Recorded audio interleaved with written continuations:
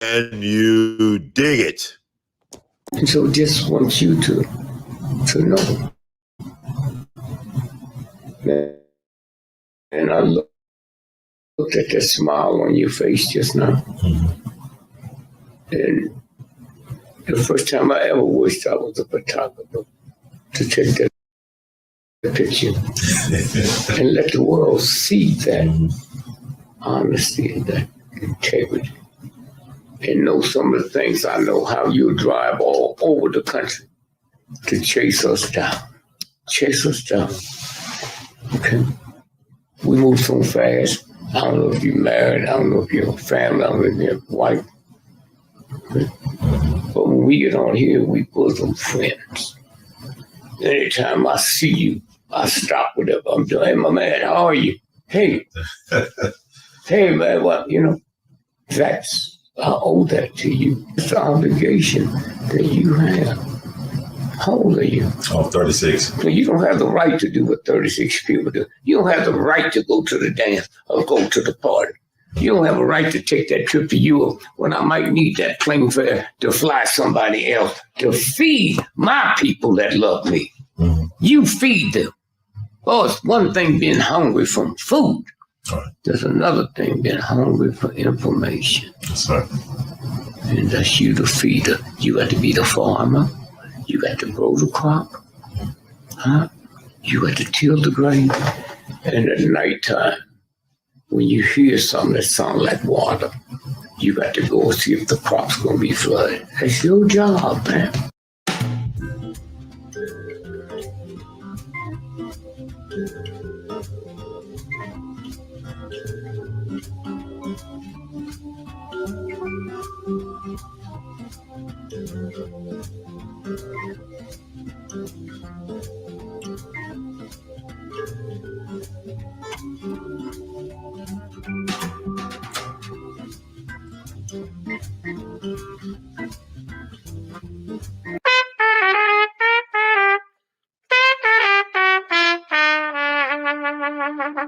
Hey, everybody, this is Brother Ron.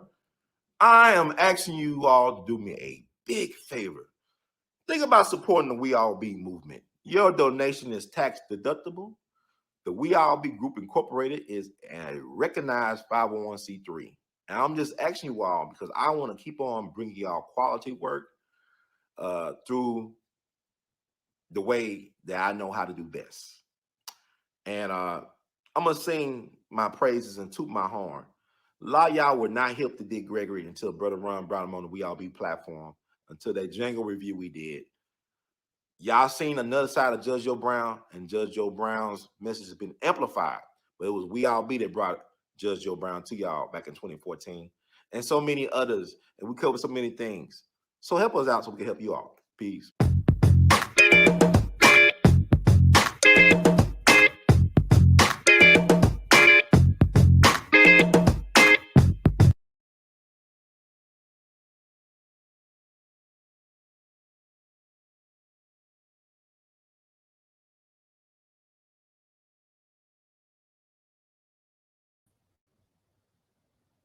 Guess who's back? Back again. Brother Ron. Tell a friend. This is Brother Ron, and this is We All Be News Free Dixie for the 21st century. It's been a long time. I shouldn't have left you without some knowledge to step to or consume. But like I always say, knowledge is the currency of the universe. Thank you all for joining us on this Sunday. Very sunny, relaxing, warm day. Not too warm. Not too hot, just right. This is like easy, like Sunday morning, all Sunday. But thank you. And we got a lot to cover, I guess. There's so much to talk about. Got our great, wonderful contributors on with us today. Some good people. And I just want to get y'all to move because it's funny. Like last week, I have people ask me, are you ready for some football? And I'm saying to myself, well, I told them actually that the greatest sport going is the game of life, and every day is a game 7. I told a couple of people, I told some young guys, and they laugh. And then one guy said, oh, yeah, I didn't think about it like that. Because every day you competing for something. You competing for resources. You competing for attention. You are competing, you are in the game, and there's no guarantee that you survive the game. You know, game sevens are known to be a game of elimination. It's the ultimate game of elimination. You either win or you lose, but if you lose in the game of life, you lose your life. So people really think carefully about how you move in today's world. Stop being a spectator in life, participate in life, be the man in the arena.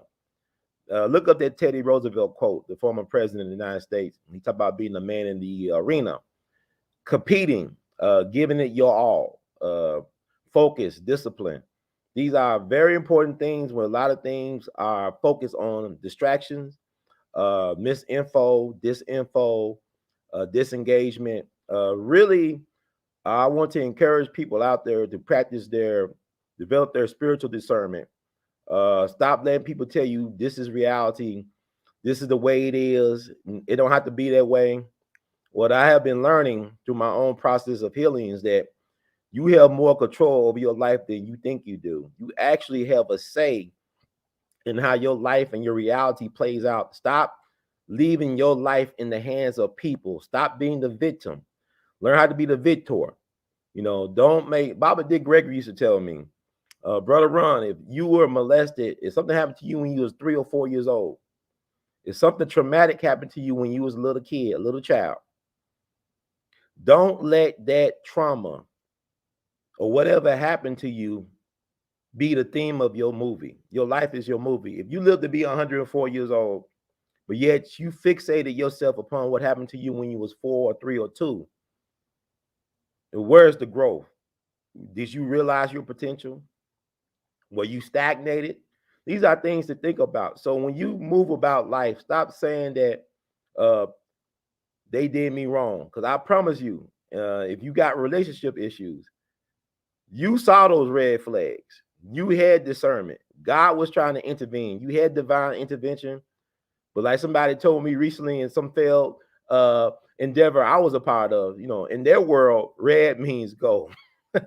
in the same world, red means stop, yellow means proceed with caution, and there you have it. So I want to thank you all for joining us. We got some good guests on to talk about the topics of the day.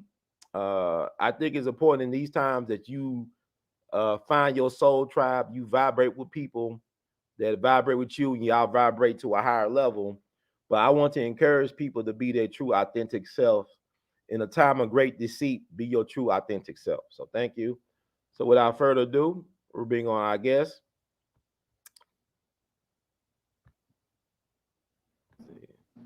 Hey, bro, Tunde, how you doing?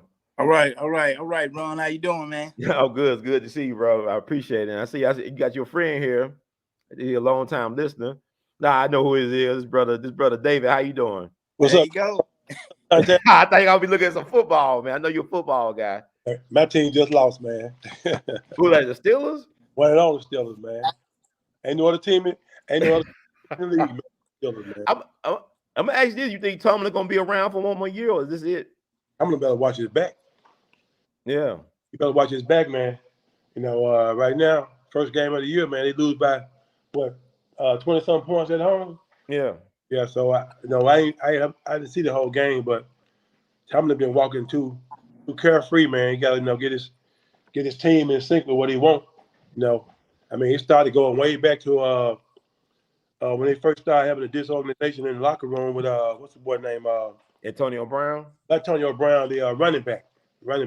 Oh, yeah, I know you're talking about Le'Veon Bell or something. Yeah, Le'Veon Bell, man. When they have a person in the locker room, I think Tomlin should have took control of the locker room controversy, shut it all down. Because, man, a lot of games are won and lost in the locker room. When you got players that's not in sync, with each other, I know you got a game plan to play by, but, man, the guys got to believe in one another. When you got linemen don't want to block for the running backs and running back don't trust the lineman blocking for them, that's a problem. That's a serious problem. And if you don't get that on the rep, teams fall apart right in front of you, and that's what happened with them. Teams just fell apart. I mean, that's what leadership is for. You don't let players run the team. Coaches run the team. I mean, leadership run the team. The players start running the team. That's when the problems start coming in there. Yeah, makes sense. Yeah, I got you, man. I thought you were gonna talk about Colorado, man. You talking about them Steelers, Man, Dave? hey man, What was up in Colorado? Deion prime time. Yeah, I believe. you believe? I believe too, Dave. Coming, we already here. Yeah, did you hear when he? Yeah, look, did you hear when he said, you know, he said, "I'm a father, not a baby daddy." Did you hear him say that? Great point he made. Great point he made, because he is a father. He got what, 86 young men Yeah, at attention. He got the attention span of 86 young men. He had the ability to change them young men's life from a negative to a positive. You know, let's be more serious now, right? Because that's one of the problems that we got, man, that you put somebody's child in a coach's care, and this coach just want to get the athleticism out of him, his physical potential. But what about his mental potentials? You know, right. spiritual potential. So, man, you got these young guys, like a young guy. I like the story about the young guy, the young Horn guy. I forget his first name, but young Horn, the young junior guy. You know, his last name is Horn, and his father's incarcerated right now. Yeah. And his father had a conversation with Deion about taking care of his child while he's incarcerated. He said, "I put him in your hands for you to take care of him." Man, that's saying a lot, man. Right. That's a lot of responsibility you give it to another man for your child. And he got 80 other children out there, man. Young men out there. They were 85. Wow. Yep. That's saying a lot. You know, you taking them guys to a level they never been to before. Right.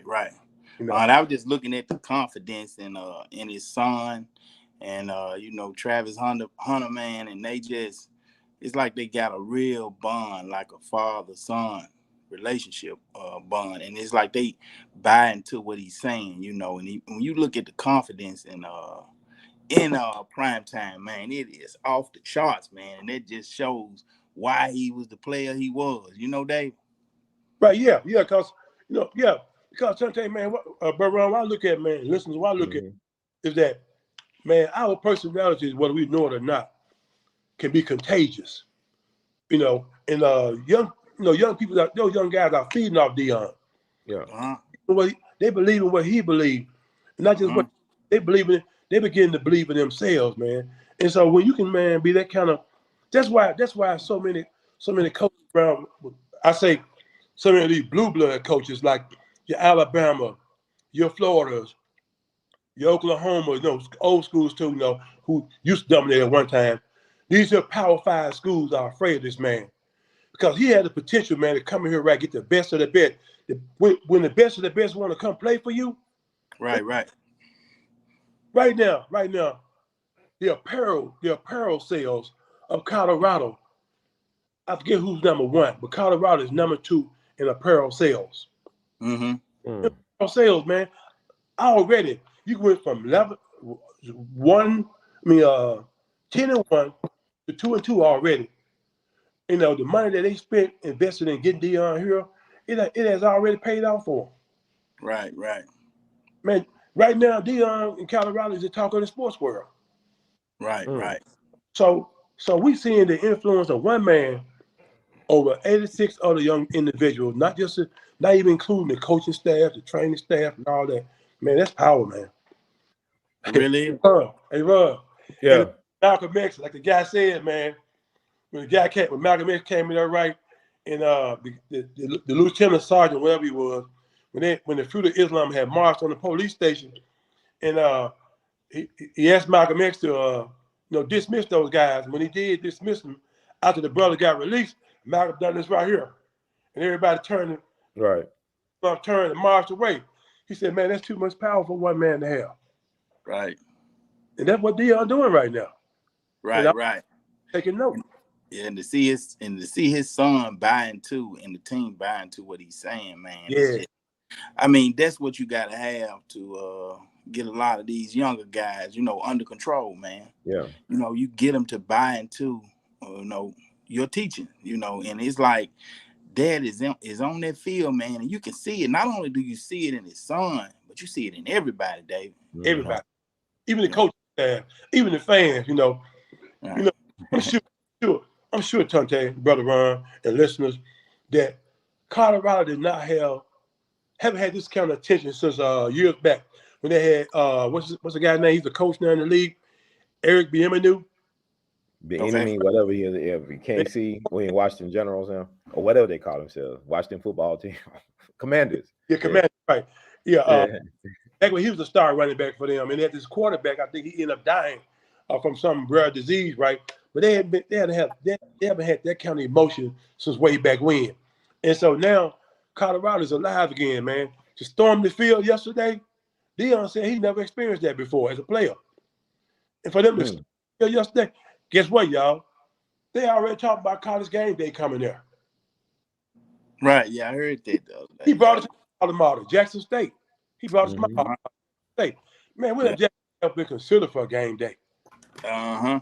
Now you got the great Walter Payton, the great Robert Brazil, the great Harold Jackson, all the great players Jackson State have had. And man, game day? Man, Right. wow. I mean, y'all think their presence was missed at this year's Southern Heritage Classic where they had Pine Bluff, Arkansas come through yesterday? Oh yeah. Ron, you know now. Y'all know, man. Y'all know this right here. That last year prior to the Southern Heritage Classic, it was advertisement on the television, advertisement on the radio. I'm not saying they haven't been advertising, but not like I was seeing it last year. Yeah. And Fred Jones, I'm sure he didn't make the money he made the previous years. Last year was the paramount year. Last year was the paramount year. National TV, man, I've been to a number of Southern Heritage Classic games. It was nothing like last year. Last year was nothing like the years before. Or the year before was nothing like last year. Couldn't even compare, man. So yeah, I went last year too. It was amazing, very electrifying. The tailgating and just being at the game. It actually was a decent game to watch. I know people come for the halftime show for the bands, but it was actually not a bad game because Sanders' son came through with the heroics at the end. But I mean, it was a pretty good game just to watch in the atmosphere. But Deion always been box office numbers type of cat, even in college and stuff like that. And I think that people could learn from how you have confidence in yourself. Like, you know, if you really believe in God and stand for something, believe in yourself, you can achieve anything at the highest levels. And there's no limitations on what you can do. I just think people don't really believe in themselves enough to understand that what Deion is doing is not being really just cocky, but being self-assured, but also being a man that stands on God. That got God pushing him and he stand on principle. And I think that a lot of us ain't used to having standards. Like this will go back to what I was telling somebody earlier, is that if you have high expectations and standards for yourself, you could change the dynamics of your environment. It's not on people. You like people, I blame so-and-so. No, responsibility lies at you to take control of your narrative, which is your life, to reclaim your power. Stop saying that people made you do this. You gotta say, I decided to go here. I decided to do this. I decided to mess with so-and-so. It's not so-and-so fault because so-and-so is who they are. That's their nature. But it's my fault because I knew better, because I had discernment, I had choices, and I chose this one. And then when you realize that you're more powerful than you think you are, and that's why you're such a threat. Deion is a threat because he actually knows his value. And that's at the end of the day, he actually knows his self-worth and value. And he ain't gonna let nobody define that value of self-worth for him. I got a question for both of y'all, Ron and David. Okay. Where did we lose that confidence? That's good. Where was that confidence lost? How? Wow. Well, Ron, you want to answer that? You want to start out? I mean, like, I tell you what, lack of if you look at what we had 60 years ago as the Black people, like we had, like 60 years ago, both my grandparents were married with a lot of kids. 60 years ago, you had Black men, hetero men, leading organizations. They were truly like the head of said organization. Now you think about Dr. King and the SCLC, the Southern Christian Leadership Conference. You can talk about the Honorable Elijah Muhammad, the Nation of Islam.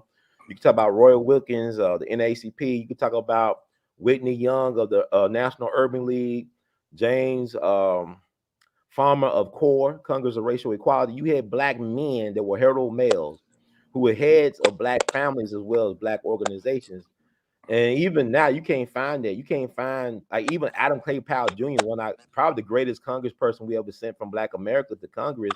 He was a hetero Black male. He was a minister, one of the largest churches in the country, Abyssinia Church up in Harlem. So you don't have that no more. You don't have men that stand on anything. I'm talking about Black men. A lot of the so-called mainstream Black personalities are very weak. They're emasculated. They're afraid to stand on anything. They always retracting and apologizing and butt licking, boot licking, shaking, jaking, whatever. But my thing is that when you took the Black man out of the Black family, out of the Black home, this is part of the problem. There is no respect for authority because there's no respect for the Black man in this society, and let alone among our own people. Our women, on the whole, do not respect us, and there's a lot of good reasons for that. But I'm saying, like, if you look at a lot of organizations, a lot of women would prefer male bosses. They would prefer a man to tell them what. I mean, I remember when 2016, I talk a lot of women, Black and white, rich and poor, whatever. They say, I can't deal with a woman president. I want a man to be my boss. Yeah. I deal with people that say, I know successful Black women. They said, well, I have a problem with Black women bosses. They be the worst bosses. I know even in law enforcement, some of my worst encounters have not been white cops or sheriffs, deputies, but Black people. Right. Black women too in law enforcement. That's another story. But anyway. All right, Yeah. Brother Dave, you got it. Well, pose that question again, Tante. Pose that We was question again. talking about confidence, David, and we was talking about that, and we said, where did the male lose it? The type of confidence that Deion shows and his son shows, and we was talking about the whole, just the young men. Where did we lose confidence? Why aren't we able to lead? Why haven't we been leading? There are some. I'm not talking about everybody, y'all. Mm-hmm. But where do we lose the confidence, David? Where does it come from, and how do we correct it? Solution. Like Ronnie alluded to it, man. Ronnie alluded to it. The fact that we live in a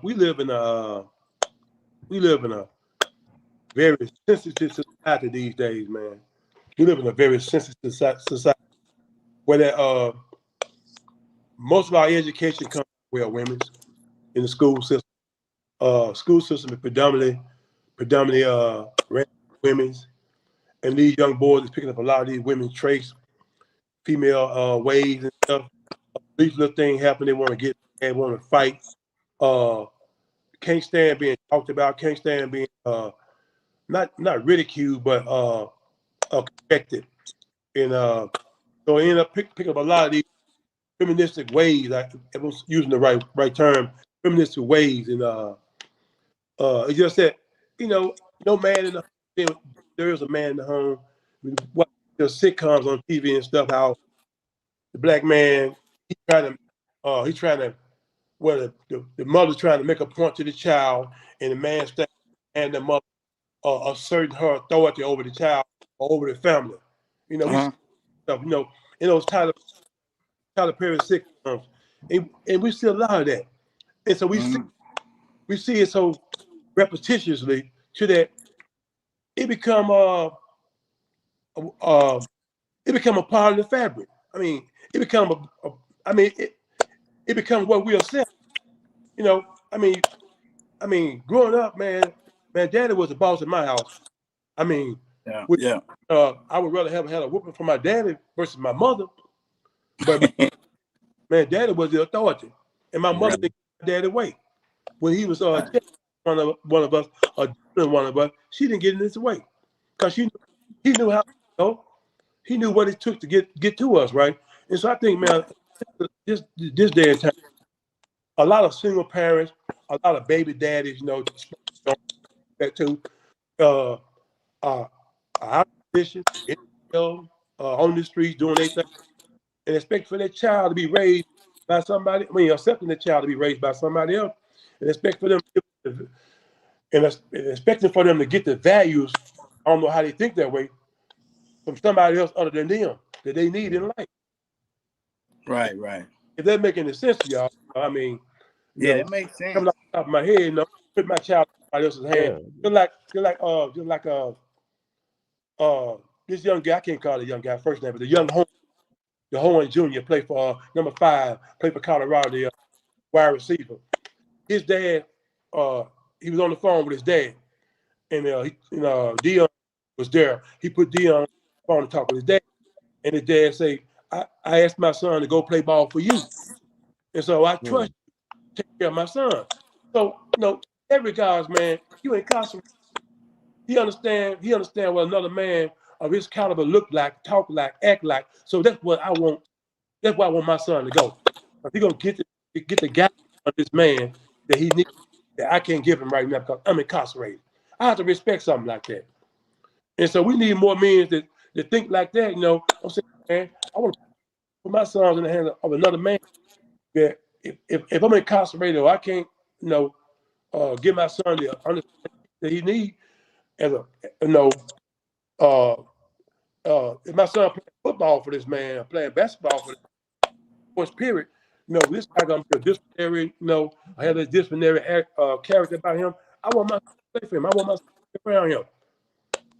Right. I want to talk about him. My daughter, same thing. Yeah. I say two things too, Dave, where I think, I think one place is lost is in the classroom with the grading system, because I could see it on some kids' face, if kids made A's and B's on an exam and another child made a C or D, they felt like they were, dumb. And they would get nervous about tests, and different things, like that. So, even, like me, I made pretty good grades, but, even the guys that didn't make good grades, it's important to let, they don't understand that people have different gifts. Just because you may not be good, just as good in the classroom, you may be an entrepreneur, man, and they don't know that when they coming out of class. And I think another place is in the home, like you say, hey, son, man, go in there, you teach him how to, make up his bed. And if you say, man, that look terrible, you need to do this, that, and that, if you down him, that could hurt his confidence. I understand to be hard on the child, but you got to compliment what they do to me to build their confidence. And I think they lose it at home. I think they lose it in the school. And then I think one of y'all said, when you see people, I just say more African-American guys in professional positions that talk to them, if you don't see your own, you lose confidence. Just like, let's say like when Tiger Woods, or from a female standpoint, the ladies who play tennis, Venus and Serena, once they see somebody in professional positions and they talk to them and things like that, man, it builds their confidence, So I think it's important to, just build the confidence of younger men and not just have it all based around school, teach them entrepreneurship and just build their confidence in different ways like that, So something, to add what you just said. Brother David, cause like you kind of clipping a little bit with your sound. I was trying to let you know. I don't know. I mean, has it been going on all the time? Yeah, now that's way better. Now, okay, it's good. Yeah. I did anything different, but Tante, to piggyback on what you said, going back to you talking about Venus and Serena, young girl right now go golf, out of L.A., out of Compton, same city where Venus and Serena is from. Got her confidence from Venus and Serena, watching them play, or seeing them play at a very young. Her dad, her mom is in her corner, just like Serena's dad and mom was in their corner. And her parents is patting themselves similar to what the Williams girls' parents did. And I take that off to King Richard. How he took his daughter, saw they had a desire for the game. It's still going on, Ron? Yeah, it's kind of yeah. I know I'm hearing it. I'm hearing it myself. I don't know what's wrong with that. Okay. Yeah, I can hear you pretty good, David. Hold on one second, y'all. Hold on one second. I'm just saying, I can hear you pretty good. Yeah, but I want to address something in like people been coming in the audience. Let me see. Let me address this right quick. He said, Brother Ron, you are absolutely correct. What he said? Brother Ron. Good brother, been listening for a long time. And we are in the Mercury retrograde too. It ends on last day, September 14th. He said, Brother Ron, you are absolutely correct. Black women are not our allies and are destroying our race and have been since the late 60s. See it every day in the West Loop of Shy with so-called women power. I didn't say black women were not our allies. I'm telling you what black women told me about black women bosses. And I was saying that a lot of times women in general have problem with women in leadership positions, women bosses. Now, this is not me saying that black women are not our allies. I think the problem is that we're not on the same page as we were back in the day. I can give you examples when you look at the Montgomery bus boycott, 381 straight days, black folks didn't ride the bus because you had black men and black women and even black children working on the same page. A lot of our greatest achievements in this so-called system in society came when we saw each other as equals as well as partners in this thing. I can recall reading about what happened decades ago during World War II up in Detroit. We had black women working in assembly plants, like they turned the auto plants into like stuff for the wartime effort, right? So you had black women working at these plant in Detroit where they were not even allowed to eat in the cafeteria. They were eating in the restrooms and whatnot instead of in the cafeteria, and they'll get mistreated by white women and the leadership at the plant. And it was black men that came to the aid of the sisters, said, look, you treat our sisters like this, we'll walk off the job. We won't work for y'all. And so they had to treat the black women better. That's just one example. But what I'm saying is that it's not people like we use social media to hijack our emotions as far as how we view each other. What we need to do is like kind of step away from the social experiment and really learn how to deal with each other. I don't think a lot of families really eat together like they used to. Like back in the day, when you had family dinner, everybody at the table, no TV on, you in the dinner table, everybody talk about their day, do a lot of problem solving that way. And you also get to learn the people in your family because a lot of us don't know each other, let alone know our own selves. We allow these things to hijack us. So I'm not saying black women are the issue. I'm not saying that at all. I'm just saying I'm giving examples of how some people I talk to who are women, what they think about women in certain positions. And I talk to sisters, and some of the sisters have problem with black women in leadership positions over them. I didn't say I didn't say they were not our allies. I'm just saying what I heard. I don't want to get people like, oh, Brother Roy, he said that. I didn't say that. That's right. And somebody said that it starts at home. Everyone doesn't have the same upbringing. Everyone's walk of life is different. That's true. And then somebody said something to the black woman point. Harriet Tubman, Ida B. Wells, when did it change? This is true. I just think that the feminism thing doesn't work for black women. Because white women, a lot of powerful white women didn't care about the vote. They knew they had the ears of their husbands who were very powerful men and leaders of industry. They didn't need no vote to prove that. They had pillow talk. They had other things, other ways of persuading their man to do their bidding. So, and Ivy Wells loved black men. She respected a lot of brothers. So did Harriet Tubman. She loved black men. Mm-hmm. Matter of fact, her second husband was way younger than her. She outlived him. She had a young guy as a second husband. He was a U.S. color troop veteran. But anyway, we got Brother Dave. Are you back in? Yes, I'm back in, Brother Ryan. I was trying to eliminate All right, cool. that the chatting sound, whatever that is. I was trying to eliminate that, man. But yeah, I'm here, bro. Okay. Are y'all still hearing that? Yeah, I was just going through the comments. Go ahead. Are y'all still hearing that sound, man? Yeah, I'm okay, Dave. I can hear it a little bit, but you cleared. I mean, I can hear you myself. Okay. Okay. But what did I leave off at? I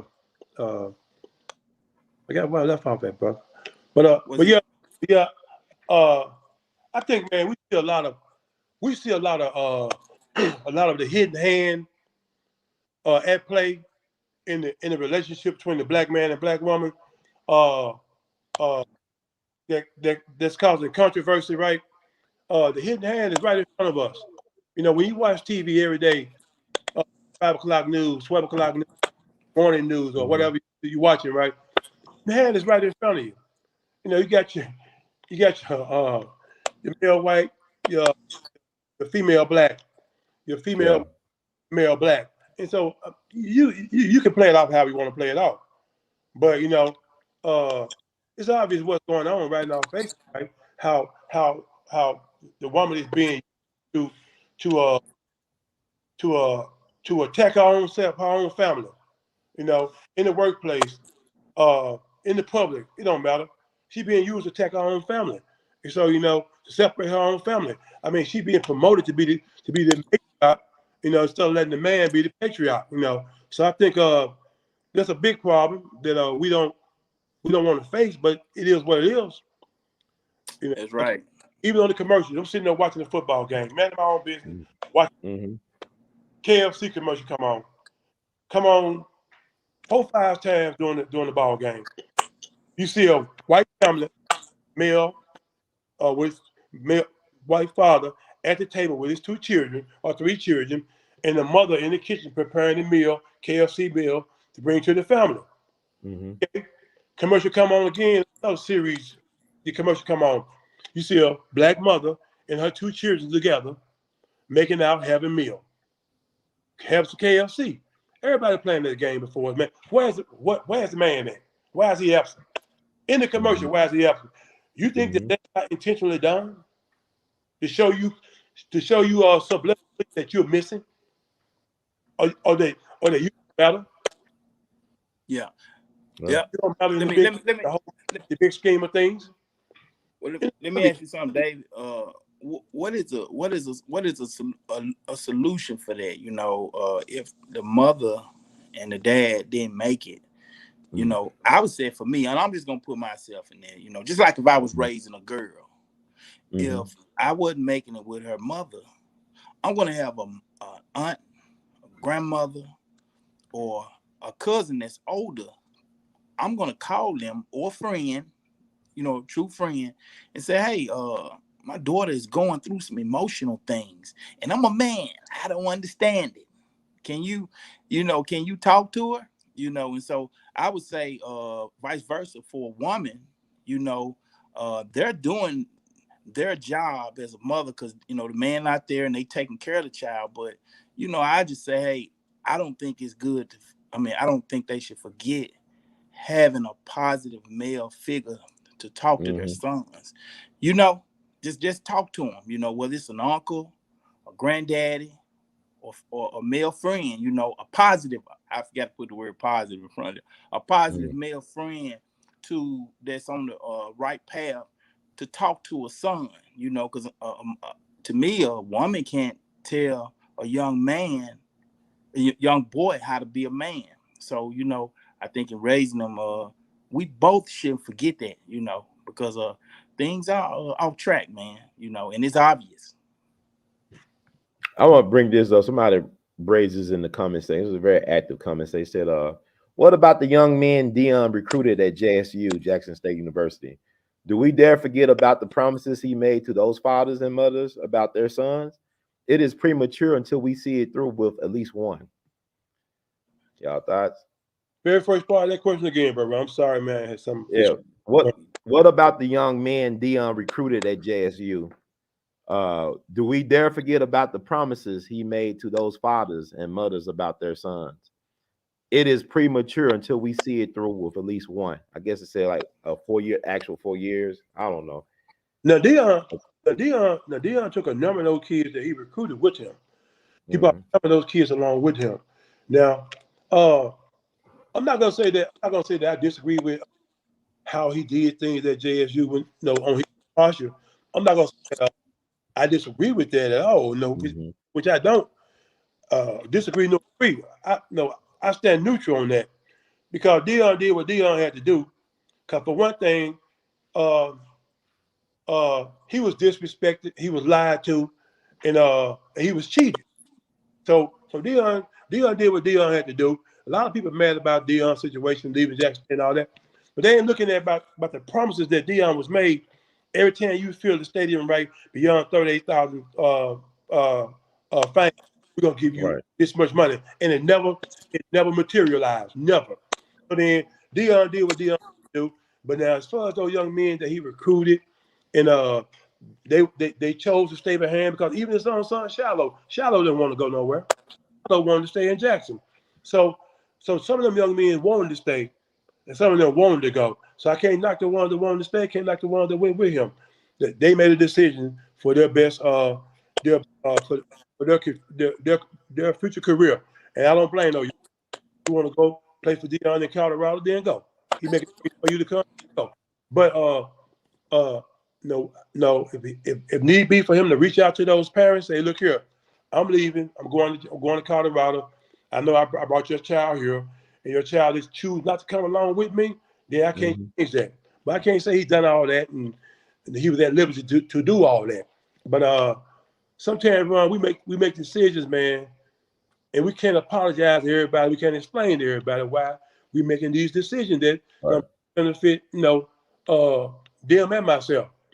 So sometimes, man, you can't explain every decision that you're making to everybody because everybody don't understand.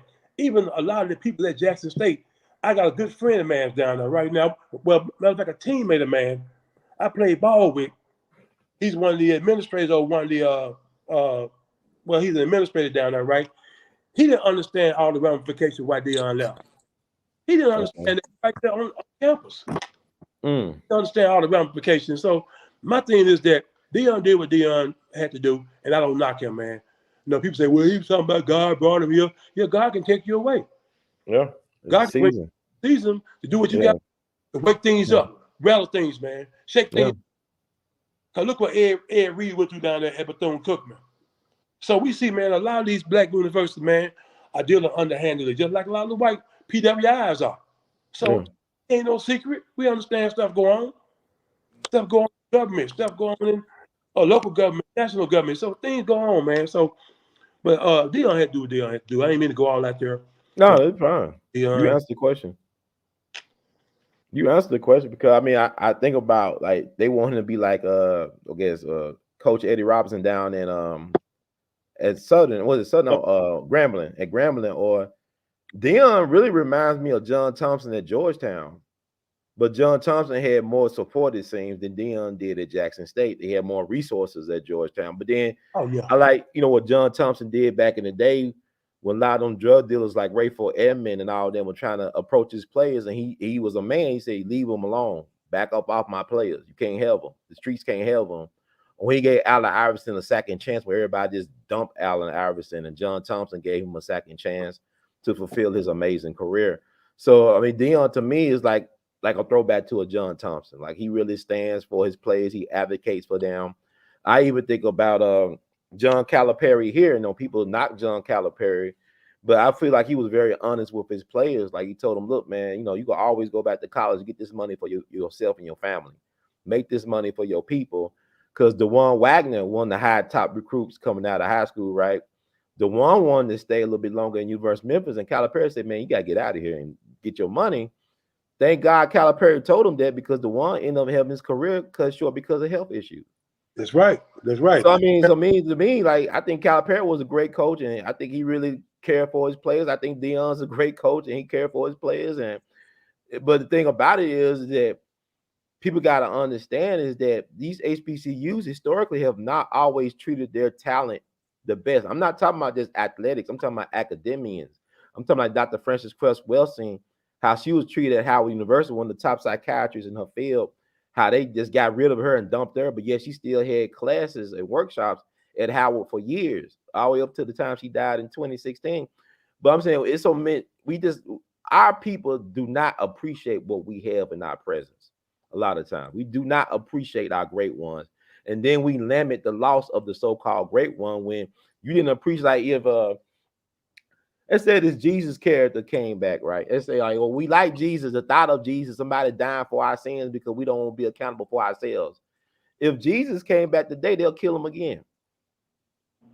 Oh man, y'all got, man, F you, Jesus. We're gonna lynch you and all this. Dr. King's biggest enemies were other black preachers, man. I know the government got them, but other black ministers that hated Dr. King's guts. Malcolm was hated by a lot of people that he helped convert to the nation. That's not nothing that we're gonna debate on here, because it's facts.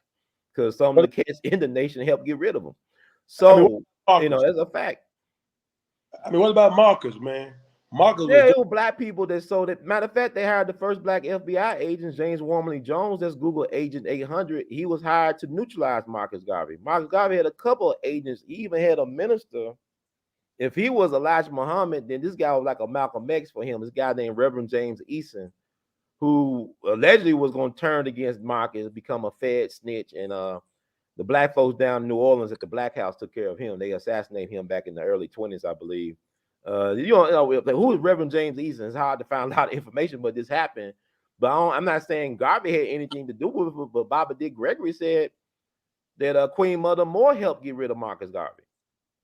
I don't know y'all know who Queen Mother Moore was, but she's a well-respected revolutionary, and I feel she lived long enough to speak at the Million Man March back in '95. But she started with Marcus Garvey's UNIA, and she's from Louisiana, and people don't understand that Marcus Garvey's biggest supporters were black folks from Louisiana. His biggest stronghold in the country was from Louisiana. No, they deported Marcus Garvey from New Orleans after they had him in Fed prison up in Atlanta. But what I'm saying is they can't touch you unless your own people sell you out. They can't get you without your people's consent. So whatever happened to Dr. King and Garvey and Fred Hampton, who bodyguard was an FBI asset, William O'Neill, they can't touch us without us participating in that. Like even with Booker T. Washington, there's a mystery about how he really died. A lot of old timers say he was poisoned by a Haitian. Now Booker T. Washington, you can say what you want to about Booker T. Washington. He did a lot of stuff for black people behind the scenes. He actually was a mentor for Marcus Garvey. When Marcus Garvey was in Jamaica or overseas, he used to write Booker T. Washington on how to start a Tuskegee in Jamaica. And his plan, the reason why Marcus Garvey came to America was to connect with Booker T. Washington and possibly work at Tuskegee. But by the time he came here, Booker T. Washington passed. So Garvey decided to stay. He started United Negro Improvement Association. And, one of the first people to give him a very important speaking gig in this country was A. Philip Randolph, one of our greats, great leaders. right. Leader of the Sleeping Car Porters Union, all that stuff. But he gave Marcus Garvey his first speaking engagement, very important speaking engagement. But the government used these same type of people like the A. Philip Randolphs and the Dr. W.E.B. Du Boises to sell out Marcus. Man. But with Booker T. Washington, why I think it's interesting is that he advocated against, he stood up for Haiti before he died. He wrote an op-ed that was published in the New York Age back in October 18th, 1915. T. Thomas Fortune, one of our greatest media pioneers. See, we don't talk about the greats, man. I give a damn about football. I don't even know who's winning or losing. Right. Football ain't crap to me. I'm be honest with you, and I like football, but football ain't. When we are fighting life and death situation, we are in the middle of a purge. We are living the real Hunger Games. So I'm not hungry for no football right now. These big monster dude behemoths, they let dudes of lesser physique and physical gifts tell them what to do. Right. These billionaires ain't on the level. It's not the coaches. The coaches not smart. These players are supposed to be gods, but they treated like damn slaves. Right. You're supposed to be a god, man. You up here taking orders from people less than you because you want a paycheck, and you destroying your physical gifts, and just for pleasure. This is gladiator BS, man. We are in Rome. We are in Rome. Ever seen the movie Gladiator with Russell Crowe? Yeah. BS, man. No, man. The greatest part about that movie Gladiator, man, with Russell Crowe is that when they restarted the games in Rome again after Marcus Aurelius had been murdered by his son, right? Mm-hmm. And so they restarted the games, and so then the gladiators back in town. They was back in the city again, and so these senators sitting around in the courts, talking and whatever, having tea or whatever they was having, and passing out these flyers. And so one of the senators get hold to one of the flyers. He starts looking at the flyers. He makes a comment. He said, "Games. They give them games. They entertain them while they're stealing their lives away." Yeah. Man, how powerful is that? Right now, man. Right now. I got a streaming app on my television, man. I can watch any sports event I want to watch right now. Yeah. I got all types of movies right now, Ron. I can watch TV all day long, every day. Yes, sir. I can be entertained, man, every moment of the hour. Man, never get no valuable information in my. Come on, man. I mean, man, I'm watching these gladiators perform in the arena. Wow, man. Wow, I'm being contained. Wow, I'm being contained to be entertained. Man, jumping mess at me that carries no value. I don't care who the leader in Russia, who the leading pastor is. What good does my life? What value is it gonna bring to my life? Right. You ain't putting no money in my pocket. Yeah. So most part they're doing with me is taking up my time. Exactly. I agree.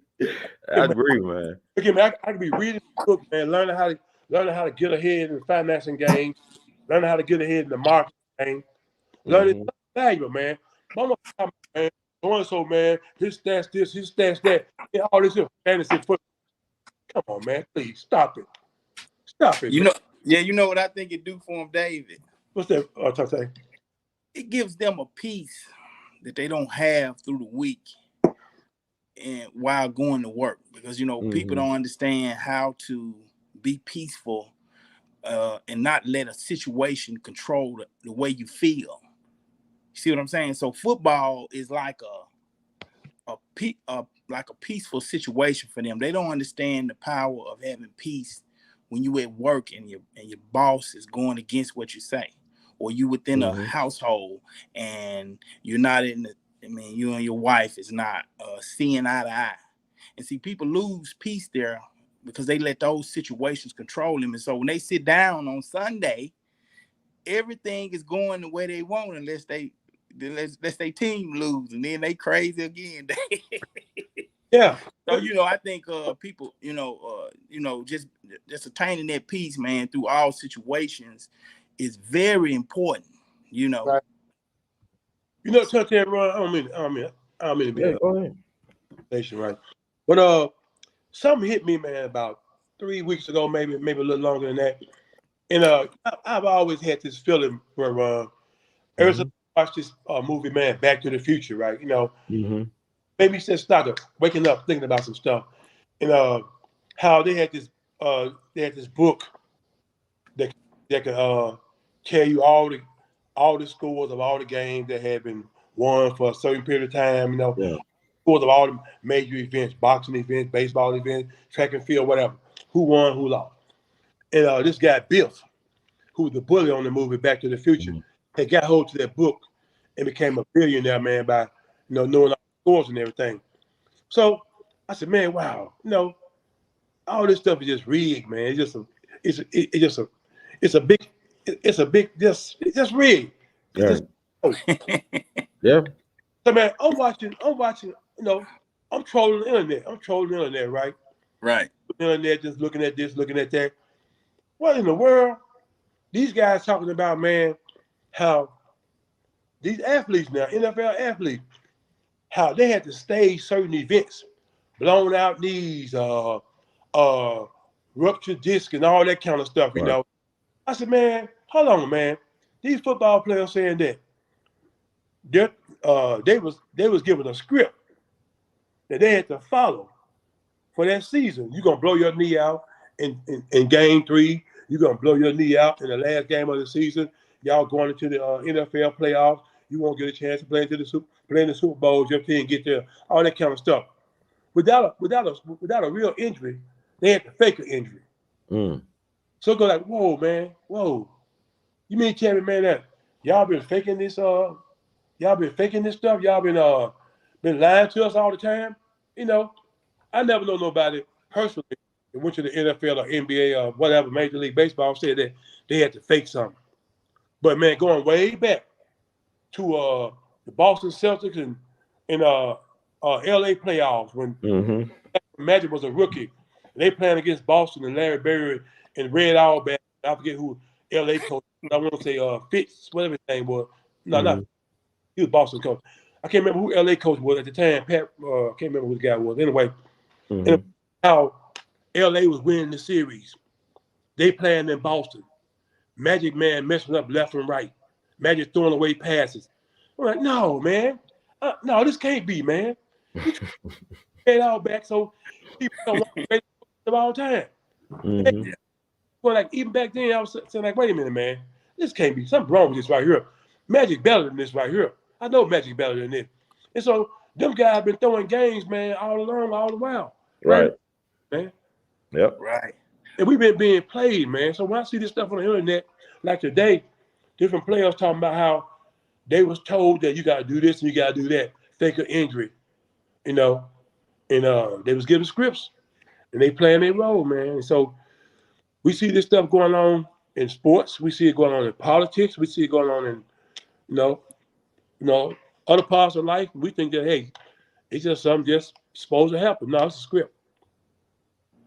It's a script. Yeah, it's a game. It's a script. It's a movie.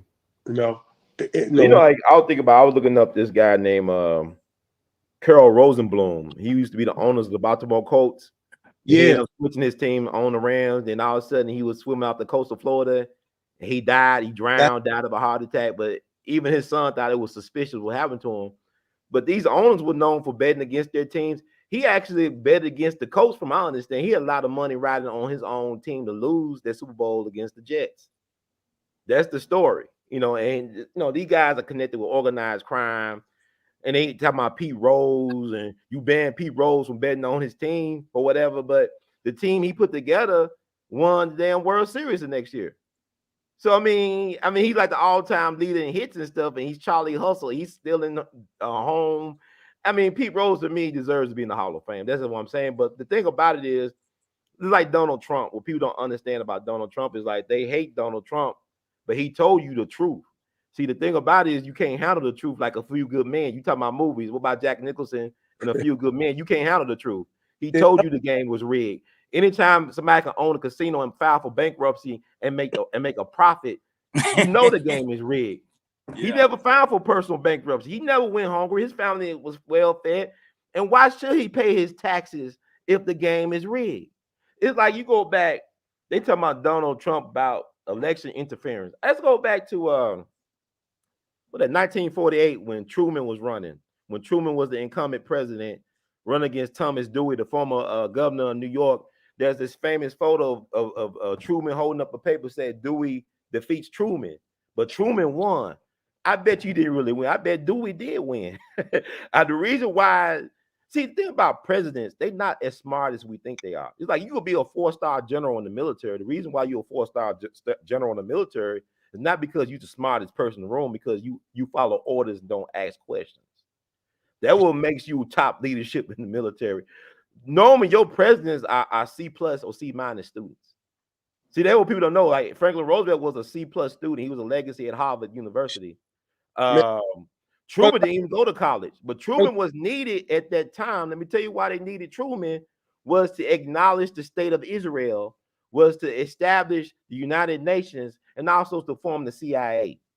That's why they need somebody like Truman that controls some hick from Kansas City who barely graduated from high school. Not knocking Truman, but you think about all the stuff they was able to get away with under Truman. You think about all the wars. We've been in a wartime economy since World War II. That's how we got out the Great Depression, by getting into wars. And we stay in a wartime mode because even with Ukraine, it's not that Ukraine getting all this money, it's U.S. military contractors getting all this money in Ukraine. So this whole game is rigged. So it's not Trump's fault. And people are like, what about Biden? He's been a Klansman for 50 years. Oh man, all that power. You talking about what's wrong with the black family? What's wrong with why the fathers that they in prison because of Biden? Because of Calvin Candy from Django. He's the president. Calvin Candy is president. But go ahead. That's right. Biden was the one who proposed the three right strikes you out. Yes, sir. The one that wrote it up. Exactly. And Clinton pushed it through. I'm not a crook. I'm sorry, black people. I love fried chicken and women too. I'm sorry. Play the saxophone. Yep. I heard he spoke. Look, I was at Judge DeArmond Bailey's funeral. He was the keynote, man. He was the eulogist at Judge DeArmond Bailey's funeral. I was a friend of Judge DeArmond Bailey. I knew him for all my life, basically. And Bill Clinton got up there and said, you know what, me and DeArmond Bailey, we both had grandfathers that owned grocery stores. I'll tell you something, like growing up in Hope, Arkansas was nothing like a Jackson lemon cookie. And then a black woman said, oh, no, Bill Clinton loves Jackson lemon cookies. Oh, gee, he just like us. He loves fried chicken too and thighs. Oh, thank everybody. He was a movement, man. And he was slick. It was impressive to see him in person. and how the black women were funning over Bill Clinton. It was hilarious, man. It was so sad. It was so sad. Yeah, he was so slick, man. How he got up there in front of the whole world and said, "I did not have sex with that woman." Who is that woman? Call her name. Well, he had to admit he messed up sex for everybody. He messed up oral sex for everybody. I thought I understood what sex was. He messed up. Hey, Bill Clinton messed up for everybody, man. Like what sex is or ain't. I did not have sex. It blew my mind. You know, I just don't understand. Yeah, and you know, a lot of people gave him a pass on that. Gave him a pass, man. I mean, it is what it is. You know how we get played. Hey, Dave, let me ask Ron you Brown something. getting killed was worse than his sex thing. Like Ron Brown, his Secretary of Commerce, getting killed. Oh, they assassinated him, man. The forensic people at the Air Force Institute, they said, man, he got a bullet hole in the top of his head. Then the next thing you know, the Lewinsky thing came on the scene. Cover up that. Well, you know, Ron, I had the book. You know, Tony Brown done some investigation on that. The book "Power of the People" by Tony Brown. Tony Brown did some in-depth research on that Ron Brown situation. You know, over there in what was that, Serbia, where the plane got over there in Eastern Europe somewhere. Got down, and they found the plane. I'm not gonna say 50% or more intact, but they found the fuselage, and the people that was in the fuselage, they found a body with a shotgun blast to the back of the head. They say slug, you know. Yeah. But Ron Brown was, you know, his body was in full. So that's in the book "Empower the People" by Tony Brown. And also, you know, it was an airline stewardess that survived the initial crash. She was on her way surviving. They did a helicopter lift, and the next thing you know, when she landed at the hospital, her neck was broken. Wow. Then they killed the air traffic controller at the base at the airport. They saw they knew too much. This is what these people are very sick, man. I'm gonna tell you something. And the government never hides his hand when it comes to conspiracy. What they do is they lock it up in the National Archives for decades on end. They got a paper trail, and then they use Hollywood to make these movies about what they did. It's like there's a couple of movies. Like even I always tell people, if you want to know anything about the Kennedy assassination, watch the movie with Burt Lancaster called Executive Action that came out in the 70s, where he portrayed a Texas oil billionaire who was involved in the Kennedy assassination. And there was a Texas oil billionaire that was involved in the Kennedy assassination. His name was H.L. Hunt. He is the father of Lamar Hunt, who was the founder and owner of the Kansas City Chiefs. You know, when they win the AFC Conference Championship, they give away the Lamar Hunt Trophy. So his father was a guy that was not only involved in the Kennedy assassination, but also in the assassination of Dr. Martin Luther King Jr. And also he gave big checks to the Honorable Elijah Muhammad for whatever reason, even though he was a white supremacist.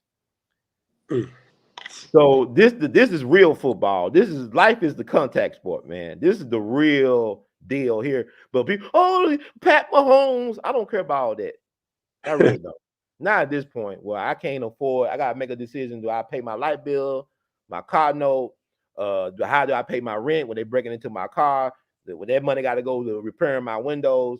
See, this is all by design, man. This is organized chaos and organized confusion.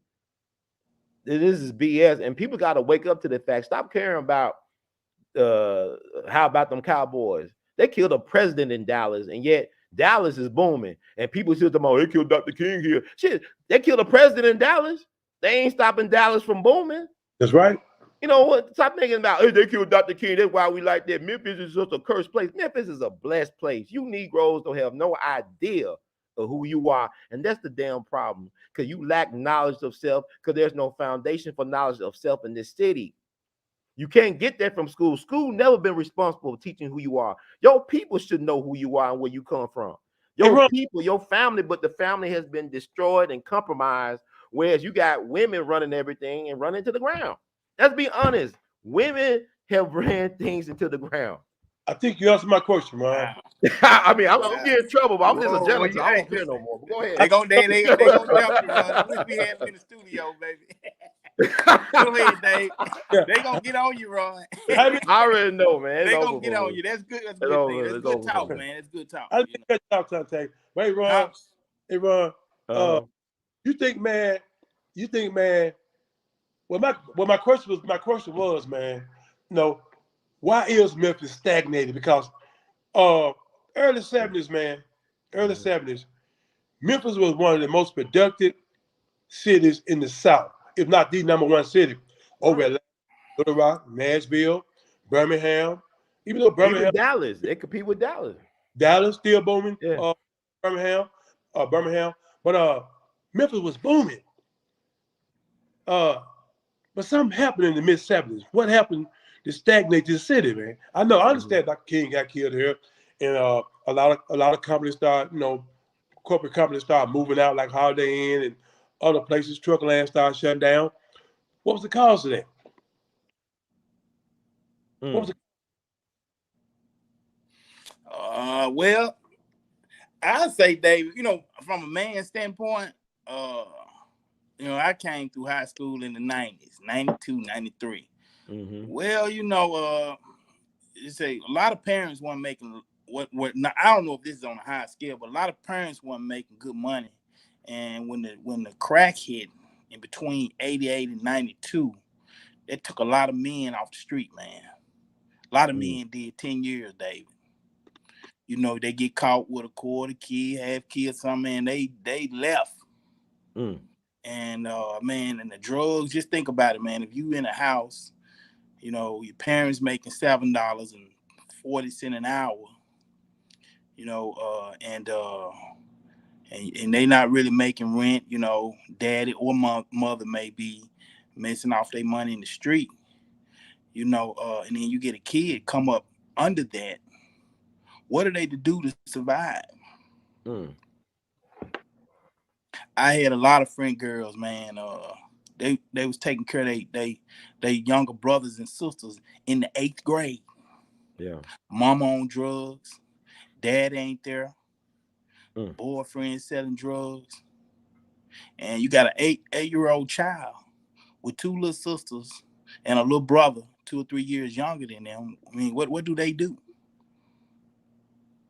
That's a great question. But you know what the thing about it is too, but like you got to think about when Dr. King and them was walking around trying to change things. America was experiencing a big economic boom, big economic expansion. Like let's say, for example, I could drop out of high school in Manassas and still get a great job at Firestone and work at that job for 40 years or 30-something years and take care of a family of 4. My wife could stay at home to raise the kids, to take care of the home. I could send all my kids to college and all that. I retired with some pension. And all that on one job. Those days are long gone. So you had a time, even during so-called time of movement and struggle, where black folks had a fighting chance. If you was living in Detroit or whatever, everybody could work at the plant and still have a Cadillac and a decent home and be homeowners. But now you got a situation now where, our own so-called organization that advocate for us, they sold us out decades ago. Like you look at the NAACP, you got Van Turner that's running for mayor of Memphis, but his organization, when the housing boom explosion, whatever the housing implosion happened back in the 2000s, when everything kind of collapsed, it was a recession, all that stuff. This 2008, the housing bubble burst. One of the biggest victims of the housing crisis were black folks in Shelby County, Tennessee. A lot of them homes were foreclosed on by Wells Fargo. Now, Wells Fargo gave a lot of money to the NAACP to help their little weirdo image awards. But this is a group that's supposed to advocate for black folk. So you are taking money from the same entity that caused black folks to lose their homes in Shelby County, Tennessee. And you supposed to be representing our best interests? Yeah. So they tell me that somebody was on tape. They always on the take. You know how it goes. The game is rigged. Those Trump told us everybody taking money, man. Like I said, how can you run a casino into the ground and still make a profit? Right. And then too, that's another dynamic to the picture, Ron. Casinos, man. Casinos hit down south down there. I remember when Flash first opened up. Oh yeah, Splash Casino. Oh yeah, I went down there. Lands, man, 200-yard long lands. Yeah. A land 200 yards, man. Not 100 yards, but 200 yards. And the land was going just that fast. Yeah. And as fast as people was going in, they was coming out. And Splash was charging $10 a head. It was when I want to say Lady Luck came in behind them. That Lady Luck was letting people in free. And that's when Splash dropped their charge. Okay. See, man, I was going down there. And I remember how they making a killing, but the casinos had a big impact too on the economics here in Memphis.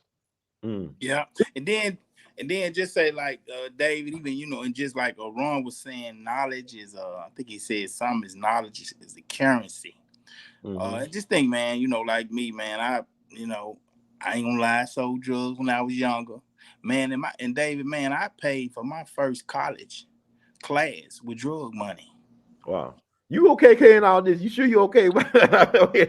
Yeah, man, I'm just being honest, man. Yeah. And it's kind of, but and just to piggyback off what you said, Ron, man.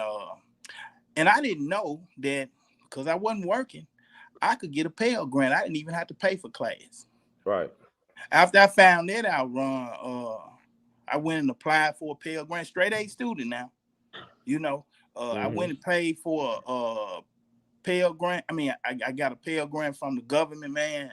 And I didn't have to pay a dime for school after that, And a lot of younger guys don't know that, man. The less money you make, I don't know if it's like that now, but the less money you make, man, the less money you make, the more grant money you get. Now trying to tell you, I know I'm about to jump the scene, man, on something else, right? You just open up a whole nother can of worms, man. Talking about money and how to use money, how to get money. Cause man, in our community, man, one of the reasons why we don't have money because we want it so badly.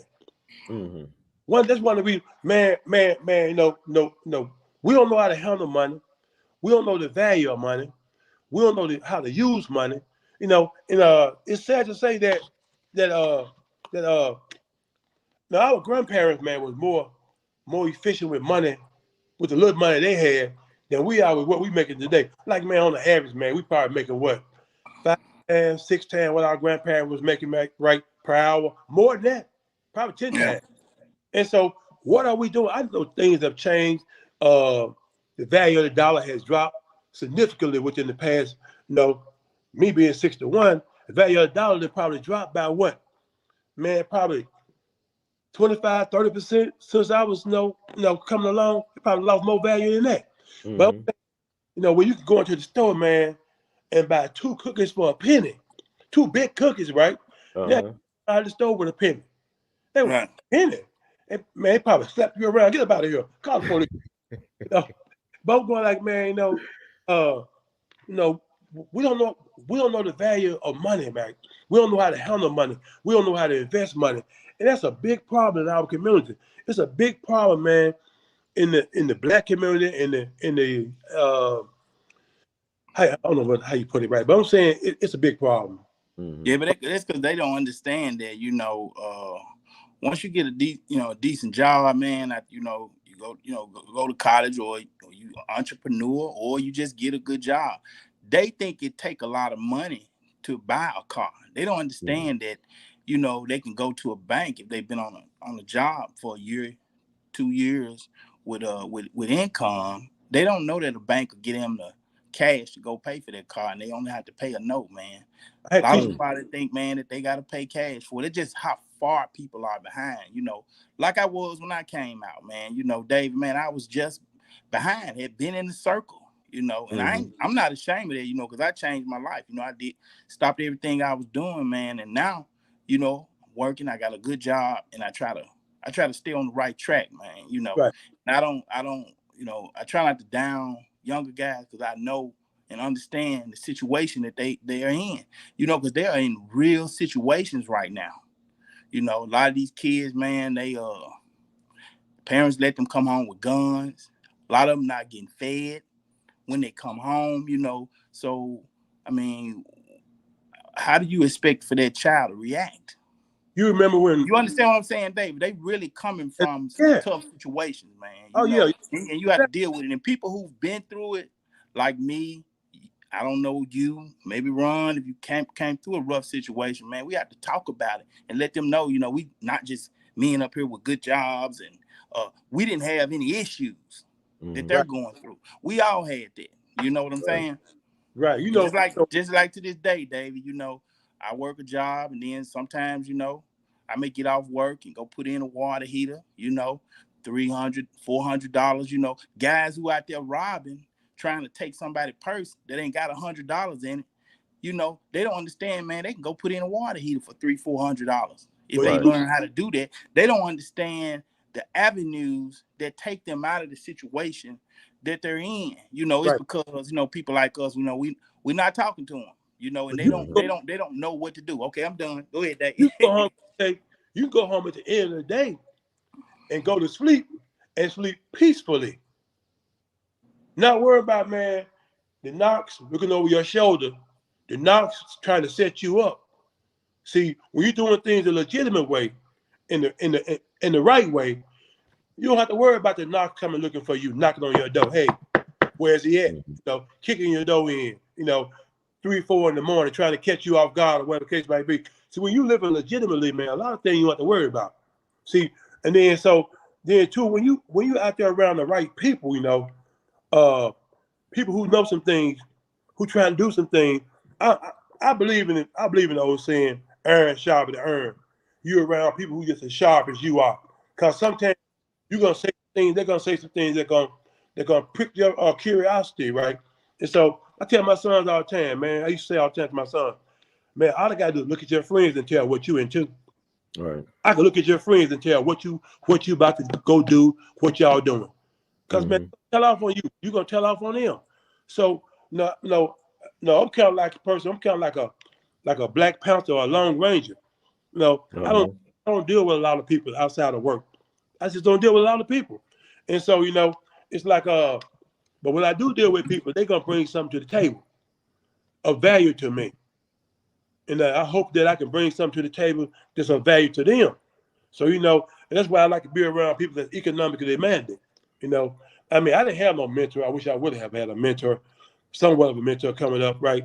But I think I'd be a lot better off than what I am now. I had an older person who knew about something that I was interested in, who could show me.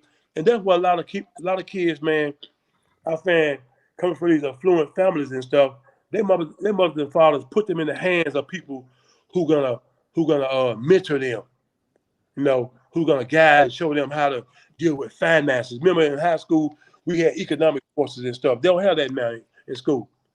A lot of kids don't know where to start with a checkbook at. A lot of grown folks. Right. Don't know how to man sit down and write up a financial plan for their household. We plan on spending this much money out of this. Here's the salary right here. Here's the family income right here. You know, here's what we plan on spending out of this income over the 12 months. We expect to make this much. We expect to spend this much. You know, and so we don't sit down and make no plans like that, man. You know, I mean, a lot of families don't do that. Black, white, you know, Hispanic or whatever.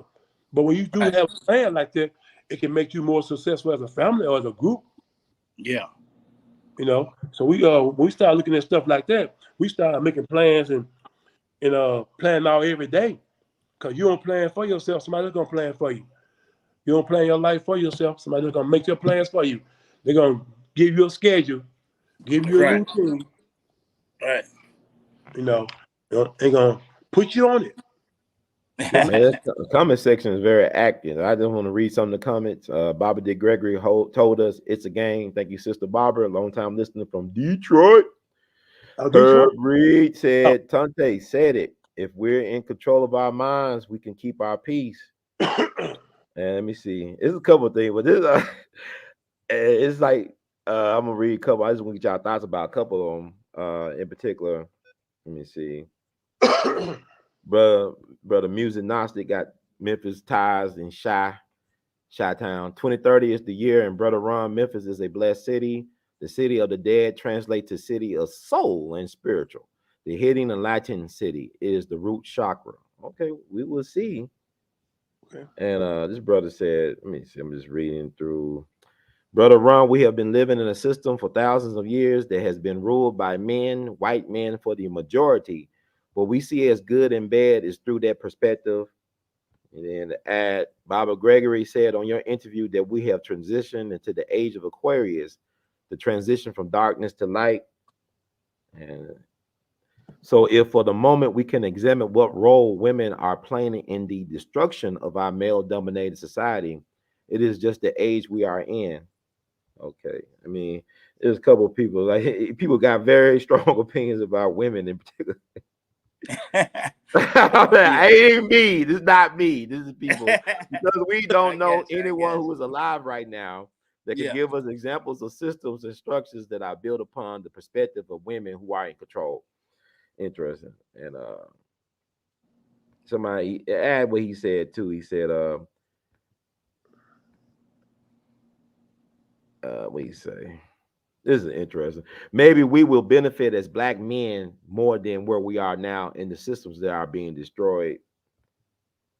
And then this brother from the shy, they in it. I just when the ish hits the fan, and it will very soon, black women are going to be asset out with absolutely no backup. Karma is coming for black females. Interesting. What y'all take? It's a lot of like, this is let's blame the black women stuff or women are the problem. I know I said, but I'm gonna be honest. I look at these TV shows like The Shy, right? The Shy. The problem with The Shy is that the lead actor doesn't have enough masculine energy around him. There's no, it's estrogen out of control. There you go, man. It's estrogen because like you think you go to Chicago, everybody gay. All black people, but most black people gay in Chicago. It's lesbians and everything. That's not true. I mean, we're missing black men. Memphis, black men, not ones in the rest of development, not Peter Pan complex black dudes, not black males. We need men. But go ahead, brother. Man, Memphis, Atlanta ain't no better. A lot of these young guys running around here trying to be hard, man, want to be gay. They turn around, kiss their hard rock partner in the mouth. Right. Young thug. I mean, Memphis ain't no better, man. I remember what was that? 2011. Man, at a club 151, New Year's Eve. It's 151, 152. You come on Bill Street, right? 152. Whatever it is, I don't know, but I know you're talking about. Go ahead. So it was like 2011 was coming in, right? So I'm hanging out with a friend of mine. We down there, right? Her and her home girl from Knoxville, Tennessee. So we hanging out, right? Lady friend, just messing around with, kicking it with. So we down there, right? Right before midnight kick in, man. They on dance floor dancing and everything. All these guys, these supposed to be hard guys, man. Right? Gangsters, man. Quote unquote, effeminate. Man, I'm like, man, these guys dance with guys. What's up with this right here? Yeah, man. I ain't got nothing against you. Want to be whatever you want to be. That's your business. I ain't got no problem with that. But don't bring it to my front door. I'm not gonna. How you put it? Don't try to make me accept it. You do what you want to do. I don't care. Right. But man, I'm going like these guys up here, man. These supposed to be gangsters. Mm-hmm. Dancing, man, and kissing on one another. I say, hey, y'all. I say, female out. Hey, I say, baby, let's get up out of here. Your girlfriend and her husband, they can stay if they want to because he was looking at them as hard as the women's was. I'm going, and you up there like I had to question him. I'm ready to get up out of here. And we got on down, man. But I'm going like, man, Memphis ain't no better than Atlanta, Chicago, man. These guys, man, what's happening? So women ain't got the women's are more harder than the men's are these days. Yeah, very masculine energy. Yeah. What I mean? So I'm going like, man, the women ain't got no choice. But man, I can't knock my beautiful black sister. I can't knock them, man. They try hard. They've been put in a tough situation, man. And so we have to be patient with them, man. But man, it's just in most cases, it's a lack of not having the love in their life, man. Dad is young girls' first love. Mother, young boys' first love. And man, let mama play both roles. No, you play the role you're supposed to play. Play mama. Get out of here. Hey, Dave, let me ask you something. Hey, let me ask you something else. Just like, let's say we, a lot of women are strong too, right? A lot of women do solid things. So let me ask you this. I think I heard you said that they was messing up, but is that their best? Is that what they know? Are they doing their best just like the woman that's disciplining their son and daughter and paying the bills and trying to survive and have a life for herself? Are those women that are not doing it, is that all they know? Are they doing their best? Hey man, I take my head off to the question. I take my head off to the sisters, man, that out there doing what they know to do. They may not have had a father in their life or a man in their life to show them how a man ought to be. No, see, a lot of times, man, we look at we mirror what we see our parents doing. We try to mirror that. But like, man, our parents did what they parents did, and their parents did what their parents did, and their parents going down the land to our ancestral parents. They did what the slave master did to them and passed it on. Mm-hmm. Get your so-and-so over there and sit down and beat you like you was a slave. Talk crazy to you while they beating you. But then you want to get some sense into a person. Hey, come here, baby. Come here for a second. My little grandbaby, right? No, I don't want my son hitting on my grandbaby. That's a princess. And then my grandson, they print me. That's a a princess. My grandson, those prince. You want a child to act how you want them to act. Talk to them how you want them to act. Mm-hmm. You want a certain way, talk to them like that, man. Beating and slapping them around, man, ain't the solution, man. Because man, all they're gonna do, man, just grow up to repeat the same thing that was done to them, or they're gonna act out in society the same way what they want at home they ain't getting. They're gonna act out in society. What they want, I mean, I'm not a psychologist or nothing like that. No, I can't put it in the words that they would put in, but I understand that we as growing up, we need certain attention when we're asking for it.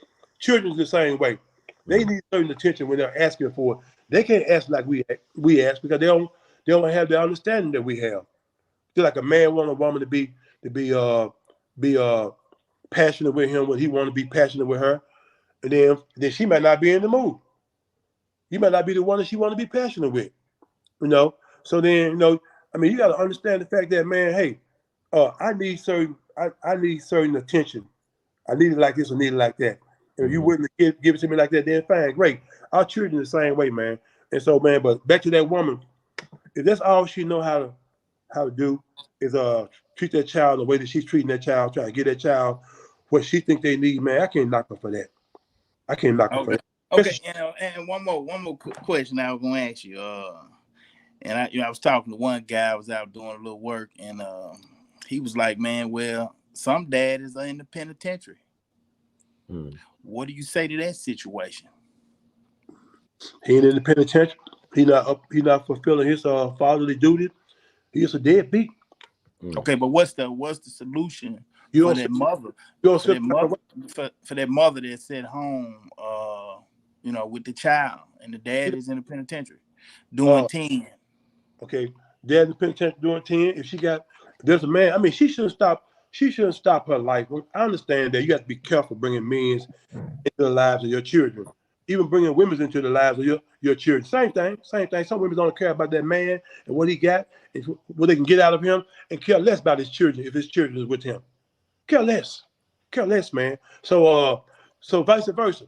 So if she can get with a man that can provide her what she needs, trust him around her sons and around her daughters. Cause you got a lot of men, all robust and all, tough guy talking. It's about his man. It's about what you call it? Pedophiles all get out. Want a boy more than they want a woman. So you watch stuff like that. Okay. Stuff like that. Don't trust that child with anybody, boy or girl. Okay. My thing is this though. I don't think nothing can stop you. Even the penitentiary can stop you from being a father that's involved in your child's life. You breathing, you can find ways to be involved in your child's life. I was looking at a documentary that I think everybody should watch called Trap Jazz. It's about creation of a new jazz art form by some younger musicians. Give a lot of credit to the brothers down in Atlanta, but you got some Memphis folks involved in that as well. One of the lead people in that documentary, he's a award-winning pianist. Band, all that stuff.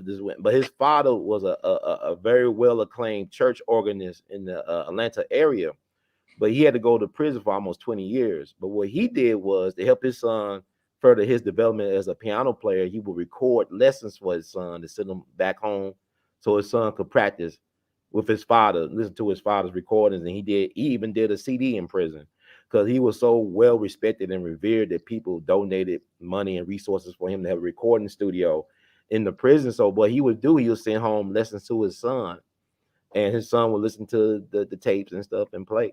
And now he's doing what he's doing. But my thing is, he's out of prison now. He's been there for almost 20 years, but he never stopped being a father to his child. And I think that people they they underestimate the power of just showing up some type of way.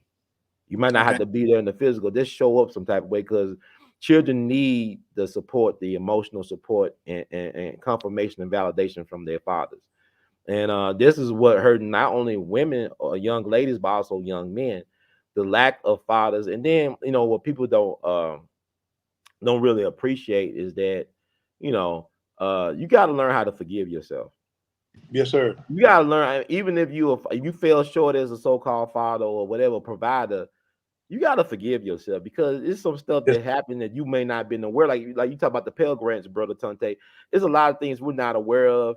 And a lot of times your parents and guardians, as much as they mean well, they can't prepare you for everything that comes at you in life. Sometimes you gain wisdom by experience if you can survive the encounter. You know what I'm saying?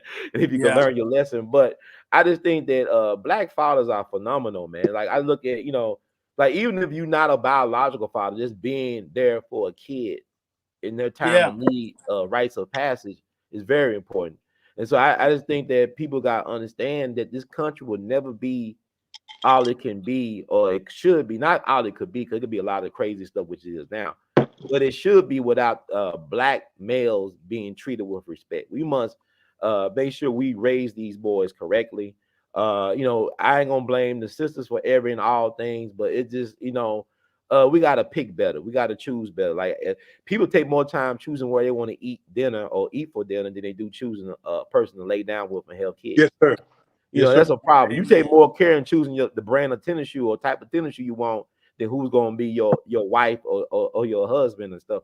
This stuff our priorities got to change as a people. But at the same time, what I want to tell people as far as solution goes, that you got to be the change you want to see. Stop worrying about what so-and-so and them doing, because once you start being who you supposed to be and show up how you supposed to be, then the laws of attraction takes effect. That's why Deion is Deion. No. Because he shows up as who he's supposed to be, and he believes in himself, and he knows his purpose. He knows who he is. And everybody could do that, but it's gonna have to take some time, some patience with yourself, some forgiveness, and some sacrifices. That's deep, Brother Ron. That was deep, man. Mm-hmm. It was deep, man.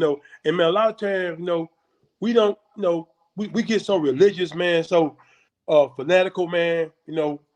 I don't believe in all that laws of attraction stuff. Hey, man, what you think about is what you draw into you. That's right.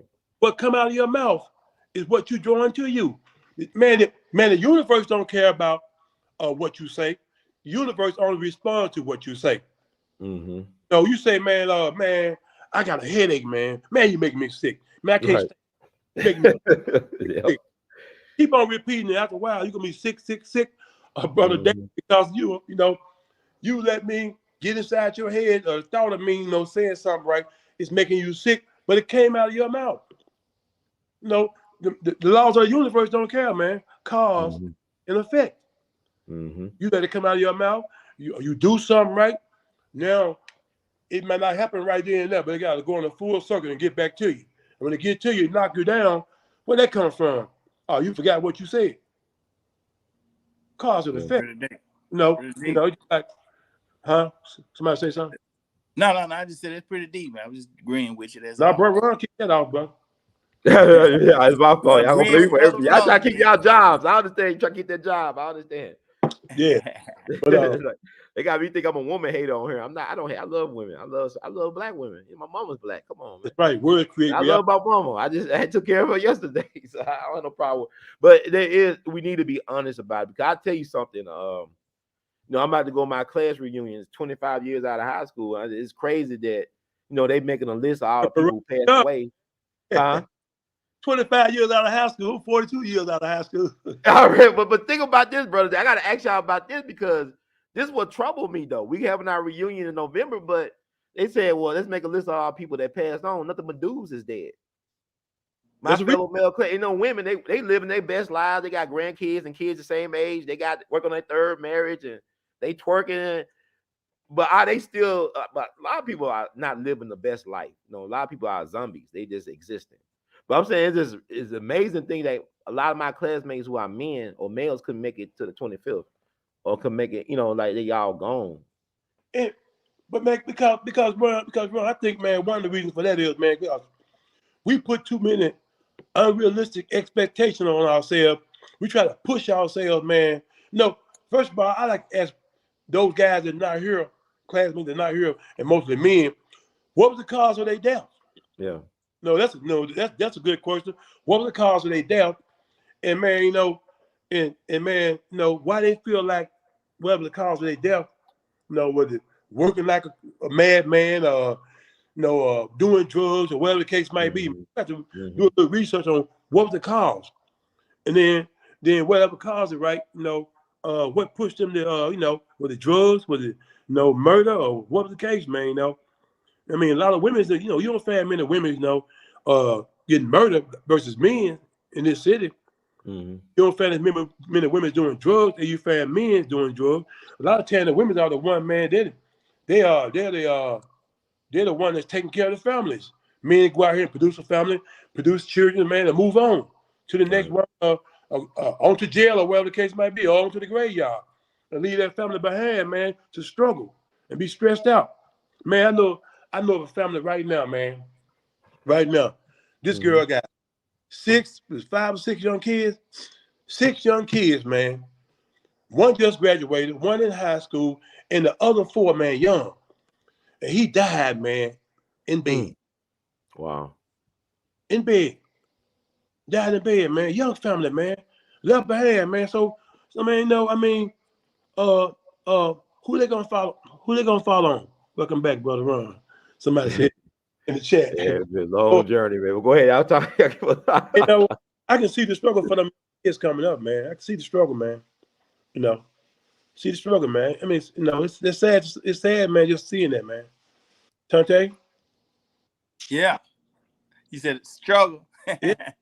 Struggle Yeah, hey, look, I'm gonna say one thing. For the young guys, have them look up the truth and sentencing law. That means if you do a violent crime, you will get 100% of your time. That law just passed. I think it was July of last year. Okay. July 2022.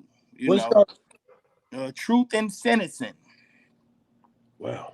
Heavy law, man. And a lot of them don't find out how much time they gonna get and what the laws are until they get to court.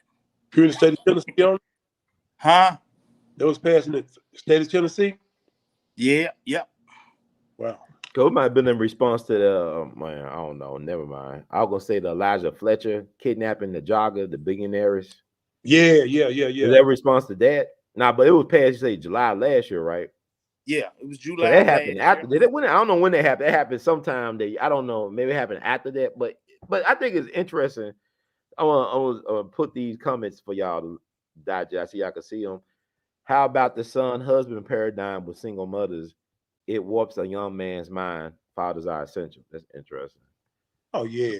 Yeah, young guys have to fill in for the fathers as a husband. Yeah, it's interesting. And it's Sister Felicia Park, a beautiful sister here. In order for us to get to some solutions, we have to get to the problems. We must identify them. Dissolving the problem equals solutions one at a time. Okay, so I mean, people up here, they listen to y'all because, like, YouTube be playing funny games and stuff. But let me see. She said this also. Accountability for the wrong decisions equal change, and equals and take action equals do what you're supposed to do. We have got to be present, and most of life is just about showing up. You show up. You want to make history, just show up. You know what I'm saying? Yeah, that's about it. Yeah. And somebody said something, Brother King, Lemuel. Expectations set you up for disappointment. That is heavy, Ron. Yeah, but the thing about it is what I learned, because people say I don't trust people. I said I trust people to be people. I trust people to be capable of anything and everything. Human nature is on a spectrum. That means any one of us is capable of murder or doing drugs or whatever. So if you can expect people to be people, I could trust people to be who they are or human nature. I can't be disappointed. How can a person disappoint you when you know that people could be capable of doing and being anything? How can that be a disappointment? My thing is, like, get the control back to you. Focus on you. This is what I'm learning myself. Is that how can I give you all my stuff? Like if I'm a cup and I got a hole in the bottom of my cup, I'm giving you my essence. Like I'm supposed to be giving you my overflow. I'm supposed to keep my essence and what makes me me in my cup that makes me unique. You're supposed to get the overflow of my cup. But if you are trained and indoctrinated to give up the best of you for all times for sacrifice, those black folks, we've been indoctrinated to give up the best of us for everybody else but us. It's like we make the best soldiers. You know, the Civil War could not have been won without U.S. colored troops.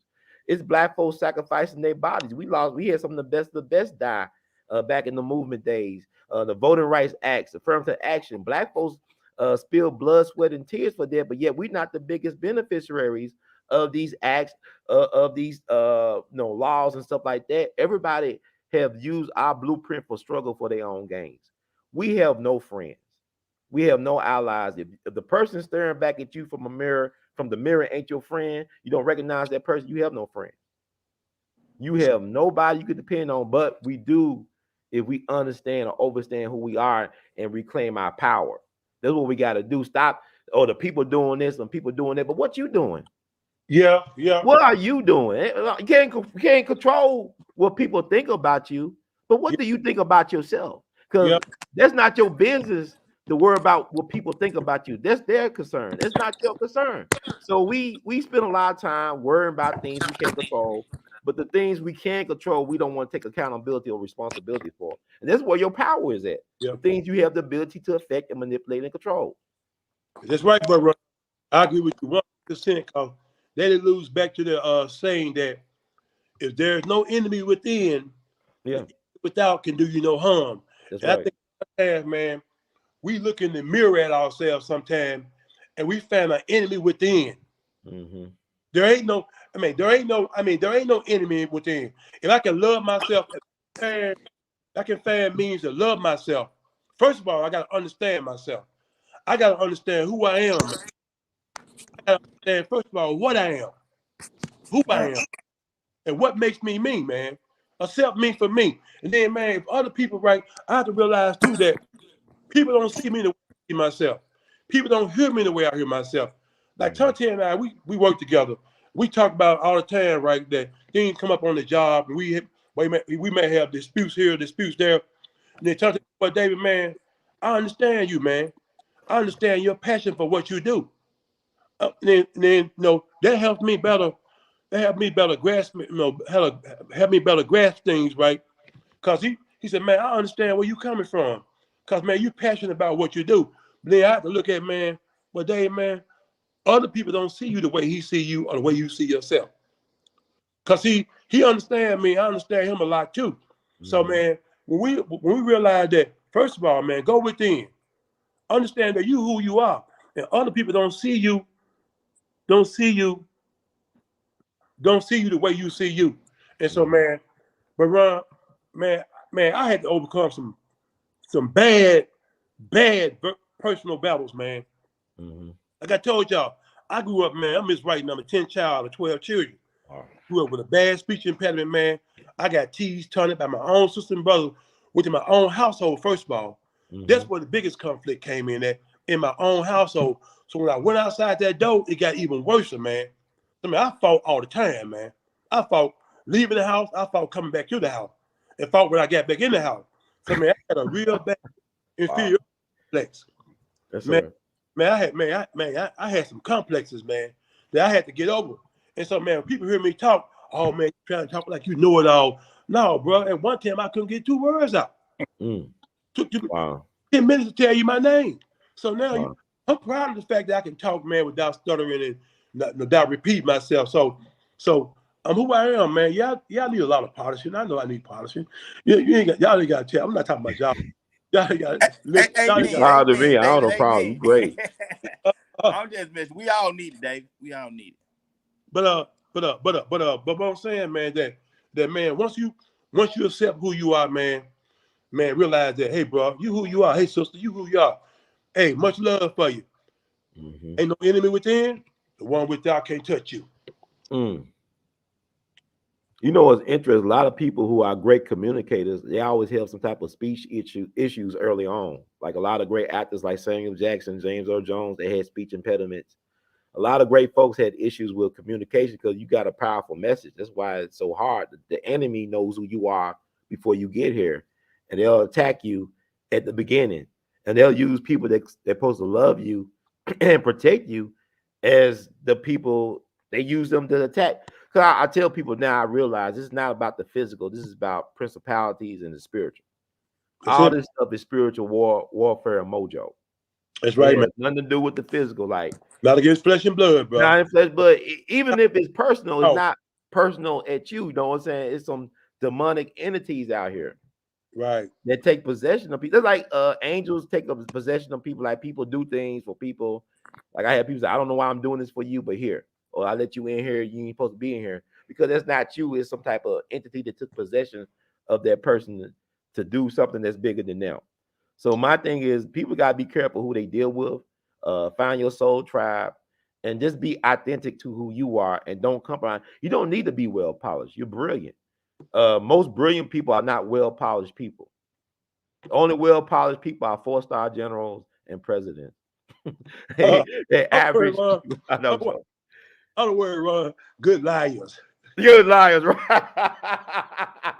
Yeah, man. Cause like you save a lot of time being who you are, though. You save a lot of time. Cause like even with dating, for me, I'm just gonna be who I am. I ain't gonna tell you everything about me, but I'm just gonna be who I am. I'm gonna show up as me, and that saves us both a lot of time. Cause if you the wrong person for me, we'll know the first day of, and we'll keep it moving. Vice versa. Right. So you know, that's why I think a lot of time, man. I think where we fail in our relationship with one another, man, that people are not honest with themselves. Be honest with who you are. If something is bothering you, something is you know, is nagging you, you know, just be honest with who you are.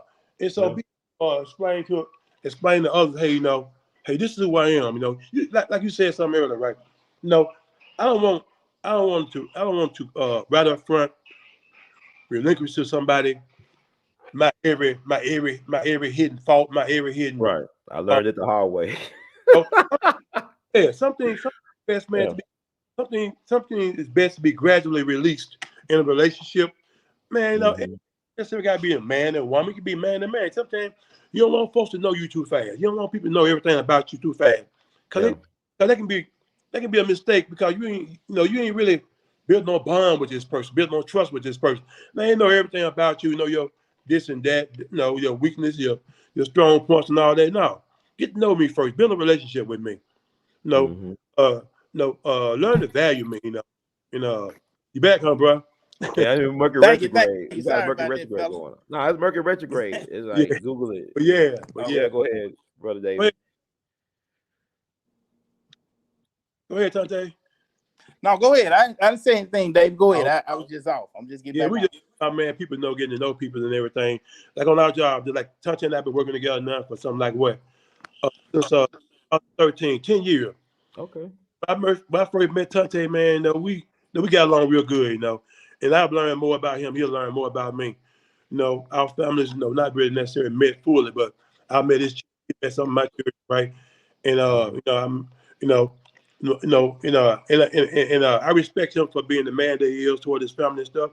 And man, if something go on in his family, man, he want to talk to me about it, bro. We can talk about it. He ain't got to tell me, don't tell bro Ron, don't tell nobody else. No, we talk about that. Not me and you and bro Ron. You and I discussed that. So, you know, I've learned, bro Ron, to respect people, trust people, man, for what they tell me. Hey, man, you ain't got to tell me, don't tell nobody. Right. Man, shut lips, man. You know, loose lips sink ships. You know? But yeah. Bro, Tante, you got anything to add? Oh, yeah. I don't know. I was just going to add to what David said. You know, David, somebody, I can talk to. You know, sometimes, man, we as men go through things, man, that we almost feel embarrassed about. You know, and it's hard to talk to people, you know. And man, I can say, man, I can talk to David about anything, man. He don't judge me, and he tells me his true opinion. If he's going through something, sometimes I'm shocked. He said, Tante, man, you think you the only one going through that? It's a lot of people like that, Tante, you know. And just for me to be able to talk to him as a man, you know, we ain't got a lot of people we can go to and talk as men, you know, because younger men are embarrassed to talk about some of the issues that they're going through in relationships and stuff. So, you know, we as men, I guess, just have to open up that ear for them, you know, man, and you know, have talk about it so it can get solved the right way, whatever it is. You know what I mean? Yep. Yeah. Like I tell anybody, man, ain't no S on my chest, man. I heard that. Well, I would thank Brother Herbert Reed out there for the donation, man. I appreciate it. Keep it going. But I also want to, I think it's very important because like this dealing with y'all, it helped me a lot this summer. Like, you know, I've been going through some stuff with relations and just hearing y'all pour into me. Y'all think y'all tell me like y'all stuff, y'all really helping me get through some stuff. And I know Brother Dave, he said, sometimes you just need somebody to push you. You know, you might not want to move, but life is about movement. You sometimes you need that push. And I know I really appreciate you stopping in the hallway. I'm mopping the floor, whatever. I'm trying to get through it. But you come with the timely messages and stuff like that that keep me moving, the momentum going. That's why I said vulnerability is not a weakness, it's a strength. That means that you still in touch with your humanity to me. That's as right. far as being a man, that needs to be better demonstrated for younger people as well to embrace that, younger men. You know something, Ron? Something I hate, bro, Ron? Yeah. I hate, man, when I see somebody telling a young boy, a little baby, man, stop crying to be a man. Right. Act like a man. Hey, man. Yeah. That's a baby, man. Yeah. You got grown men around here, man, thinking about committing suicide and blowing the whole and everything, man. Yeah. You baby, man, stop crying. Mm. Hey, man, that's human emotion. That's human. He's human. Let him cry. Let him get it out of his system, man. Yeah. Don't cry. Be a man. Yeah. Come on, really, bro. On the job, man, your boss man told you to sit down and shut up. You want to go home and beat your wife up. Yeah. Really? Now you want to tell this baby, you want to go home and beat your baby up, then you couldn't beat your boss up at work. Mm-hmm. That's true. My wife and kids up, I'm beating that boss up. I might lose my job, but at least you acted accordingly. You responded. I'm not going home and abuse my family, man. You know? Yeah. I heard Bubba Dick say something one time, man. Joker at work, yes, a boss, yes, a boss, yes, a boss. Then go home and tell his wife, I'm the man on this house, right? You sit down and shut up, woman. Been at work all day long saying, yes, a boss. Yeah. Man. No, sometimes, man, let's deal with reality, man. It is what it is, bro. Yeah. What it is, man. We have to sometimes go through some stuff in order sometimes to understand some stuff, man. You know, I've been through a lot in my life, man. I experienced a lot, you know. It ain't always been fun. I tell you, I ain't gonna tell you no lie about that. It ain't always been fun. You know, sometimes I have to shut my mouth up, you know. Boss talking, hey man, let me just be quiet. Right. What he said. I want to keep this job. You know, you gotta pick your battles, man. Yeah, about me, learn that. He my boss now. He the boss on that job. At McDonald's, man, it's another dude. Yeah. And I deal with him. I deal with him, man, you know. So, but no, it's certain. I understand respect when they give it, when they, when they respect it, other people's opinion or whatever. The brother said, Granny would let me cry. Then she said, "You done yet?" Okay. L.L. I need that. So y'all both in agreement that we shouldn't be whipping or spanking our kids, our children. That's a bad look. Whipping or spanking, discipline like that, or corporal punishment. Okay. Wow. I mean, hey, you get older, you get a little softer, don't you, David? Would you agree to that? Okay. I got a younger son, Ron. Now my older son, can you hear me, Ron? Yeah, I can hear you. Yes, sir. Yeah, now my older son, I used to give it to him, man. It just depends on what that child needs, you know.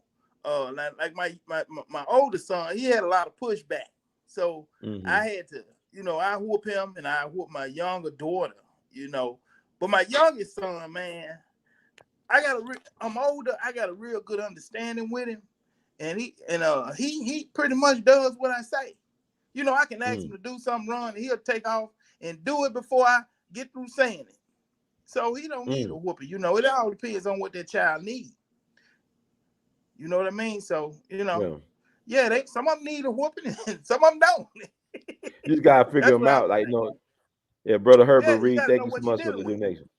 Yeah, he said, this has been therapy for me. Much appreciated. This is a brother, black man, said this has been therapy for me. Much appreciated. So this stuff is needed. Like brothers being honest, dialogue, transparency. Because like, what you just said, I think it's important to understand your children. Because I always ask people if they have multiple children, who's the favorite? It's I love all my kids. I said, nah, who's your favorite though?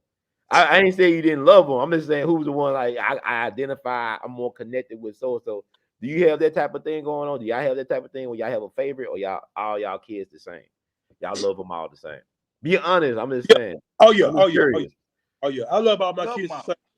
Yeah, I love them all. I love all my kids the same, man. You know, I mean, all my kids all three of my sons got different personalities. Now, I don't deal with all three of my sons the same. I don't deal with all three of them the same. All right, that's cool. That's honest. So I love them all the same, but I don't deal with them the same. Cause man, I got one man, he'll walk past you, man, like, man, do you live here? Do you live here? He come in, man, walk right past you, man. Man, who is that? Y'all know him? Yeah. Yeah. One come in, man. Yeah. You know, he gonna speak, what's up, Dad? Blah blah blah blah blah blah. He gonna speak blah blah blah. What's up, Dad? And nigga won't stop talking, man. Man, go on. I'm done, man. Oh, well, where he got that from? Oh, I love it. Okay, well, the third one. Yeah, man. But yeah, man. I mean, it is what it is, brother. I mean, you know, like I say, man. I mean, I don't try to make my kids no more special than the other one, man. I know one gonna jump on a job right away. Yeah. Late. The other one ain't gonna do it at all. You still love them though. You know who to act. Like, we're all gonna be one that's gonna take care of dad or mom or whatever. So you know what's funny about kids? Like sometimes people, I hear parents tell me the one I took care of ain't taking care of me. The one I ain't really think gonna do anything for me was the one that came through for me when I'm older. But the one I thought was gonna do something ain't did nothing. They just neglected. That's funny how life works, man. Hey man, tell you, man. I say it all the time, man. Man, I lost about 30 pounds in about 3 months, right? And man, one of my brothers had a heart attack, and man, he overweight and stuff, right? Yeah. And I don't want my kids being responsible for taking care of me. I want to be able to take care of myself, old age, whatever. God, man, I pray to God that, God, no, I don't pray to God. I thank God for Him blessing me in my health now, in my old age, right? I don't want my kids to have to take care of me. Man, I know how these young black kids are, man. They, no, I ain't laughing at it, but you're right. So I want to be able to take care of myself, do for myself, man. So, you know, like I said, I can get on that health thing, man. Trying to lose weight, trying to stay healthy, man, you know.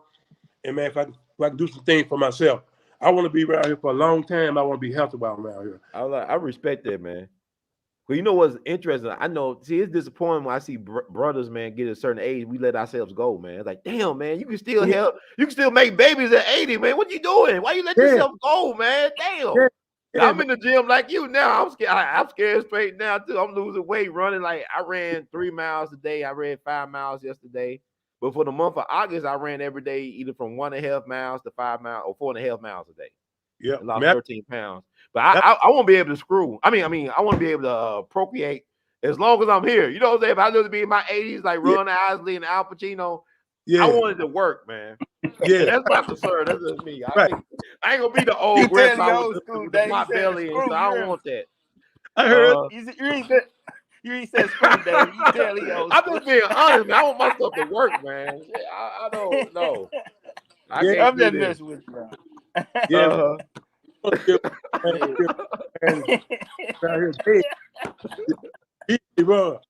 Hey, Ron, be here, but ain't be here, but ain't here. Be here, but yeah. So, man, no, boy, it's important. Yeah, we can hear you, brother. I don't even breaking up. I said, yeah, that's important, man. You want to? Can you hear me now? Yeah, I will. Yeah, definitely. Yeah, I mean, yeah, you want to be here, not just you want to be here, not just be here. Right, exactly. You want to be living a full life. You want to experience everything as long as you can. You know something, Ron? I used to say, man, God, I want to be around to see my grandkids. Now, man, I upgrade that, man. Right, you got to be careful what you say. I'm asking for, man, another 20 years, man, you know. So I want to see my great-grandkids, man. You know, I want to be healthy enough to talk to them, man, and them know who I am. I know who they are. You know, like a lot of us, man, a lot of our seniors are still around, but they're around, man, but they ain't around. Yeah, I hear what you're saying. Yeah. I'm talking about Alzheimer's. I'm talking about different mental diseases and stuff, man. You know, you got to be around here, man, just looking around, don't even know you're in this world, man. So I don't want to be in that case. I've seen people like that, numerous of people. That's scary. Yeah, it's scary. It's scary, man. And like this food that they feeding us, a lot of that stuff, man, it ain't good for us. Yeah. No, it ain't good for us, man. So I want to be healthy, man. Be able to grandkids, man, chase them around like the Godfather. But I don't want to fall over. Oh, bro, tell me what you think about all this aging gracefully or whatever, getting better with age, or Yeah, man, I agree with David. I try to eat right and everything, man. I try to eat way more fruits and vegetables than I used to. I try to stay away from a lot of processed food. I ain't lost 30 pounds in the last 2 months, but you know, I try to walk sometime, you know, and man, I don't want anybody to take care of me either, you know. And look, after this show today, I'm gonna try to, you know, get some running in myself, man. I used to run 2 miles a lot, you know. But that's good, you know how life get, man. You get busy, work a job, and then do a little side working. You get so busy, man. I don't go to the gym. I ain't gonna say I ain't got time, but a lot of time when I get home, man, I about fall out, man. But I'm trying to get back to the gym myself, man. I appreciate David doing that too, because that motivates me and you, Ron. That's a good thing. That motivates me, man. But you know what? You gotta do that. They said health is the new wealth, right? Yeah, it's always been the new wealth, man. Because what's the point of being Steve Jobs had his organ transplant here several years ago, and he still died. He's a billionaire. Couldn't make it to 60, man. Steve Jobs had all this money, got an organ transplant in Memphis, and still died around, I think, 58. Man, he didn't make 60, man. No, I don't think it made. I think he died at 58. Wow. I mean, what's the point of having all that money, man? Yeah. Yeah, like, what's the point? Yeah, man. I mean, you got all that money. Just like Sam Walton, same thing, man. He had to get here. Gotta go. Yeah. But that David Rockefeller dude, one of the Rockefeller, he lived like to be 100 something. He had like 8 heart transplants because he knew it was a hell waiting for him. I think he wanted to go see that. But he had 8 heart transplants or something like that. I was like, damn, at least it worked for him. He made it to 100. Man, 8 heart transplants, man. God, okay. Yeah, a lot of them. Dick Cheney don't even have a heart. He has some type of pumping machine thing. Yeah, I heard that, man, about him, man. He's like even what's the dude name? Mean as hell, man. It's like the demonic stuff, like the good die young for a reason. But I was thinking about Henry Kissinger just turned 100. How the hell he still alive? He obese and stuff. How the hell he make it to 100 and still be there? Hey, bro, your record's a clone, do you? It probably is. We got to talk about that. I think he might be a clone. I don't see how Henry Kissinger is still alive. He's like a dinosaur to me. I was like, how the hell he still around at 100, man? That's like, the good do die young, man. I just like, a lot of good people dead, but a lot of evil folks live for long. They die in their sleep. They don't die in their sleep like Fred Hampton did at 21. They died like George Bush Sr. in his sleep, almost 100. Well, the feds took out Fred Hampton. The FBI and them took out Fred Hampton at 21, just trying to help black folks get food before school and sickle cell testing and stuff like that. He wouldn't do nothing that was really thuggish or nothing like that. He was a good, decent guy. His mama used to babysit Emmett Till. I had a chance to talk to his mom on the phone. She passed on, I believe, in 2016, but I thanked her for her son. But she babysitted Emmett Till. They were next door neighbors. This Fred Hampton mom, the Black Messiah, that movie they made. Yeah. Now, Ron, in reference to Herbert Bush, I heard that he died under a military tribune. I heard it. You saw they did them subpoenas, whatever. They get them letters to all the VIPs. During his funeral, that envelope that was being passed around. Mm-hmm. And when Trump came to the funeral, right, the envelope that was being passed around, and when it went from George Walker Bush to his wife, and when his wife gave that envelope to Neil Bush, when Neil Bush read that, Neil Bush was smiling, he read that envelope, he was like, looked around, hey man, what was on that card, or what was in that envelope that they read that was so shocking? That's a good question. What was in that envelope? And man, I mean, it stopped right in their tracks, man. Y'all go back, y'all look at the video of the funeral of Daddy Bush and the envelope being passed around. Also, too, go back and look at the video, right? Behold the Pale Horse. William Cooper, yeah. Yeah, William Cooper, the assassination of JFK. The driver. It was no, I mean, excuse me. It was a guy in the passenger seat. It was a guy. It was a driver, the William Grierson guy. He was an Irishman. He was Yes. from Ireland. Yes. But my thing about that, I don't know if it was a gun because he doctored the Zapruder film. You can't trust the Zapruder film. But my thing is this: why did he stop and let the president get that kill shot? Because he should have sped up. He slowed down. I was just like, looked, I don't know if it was a gun, but then they popped him. Just like what's his name?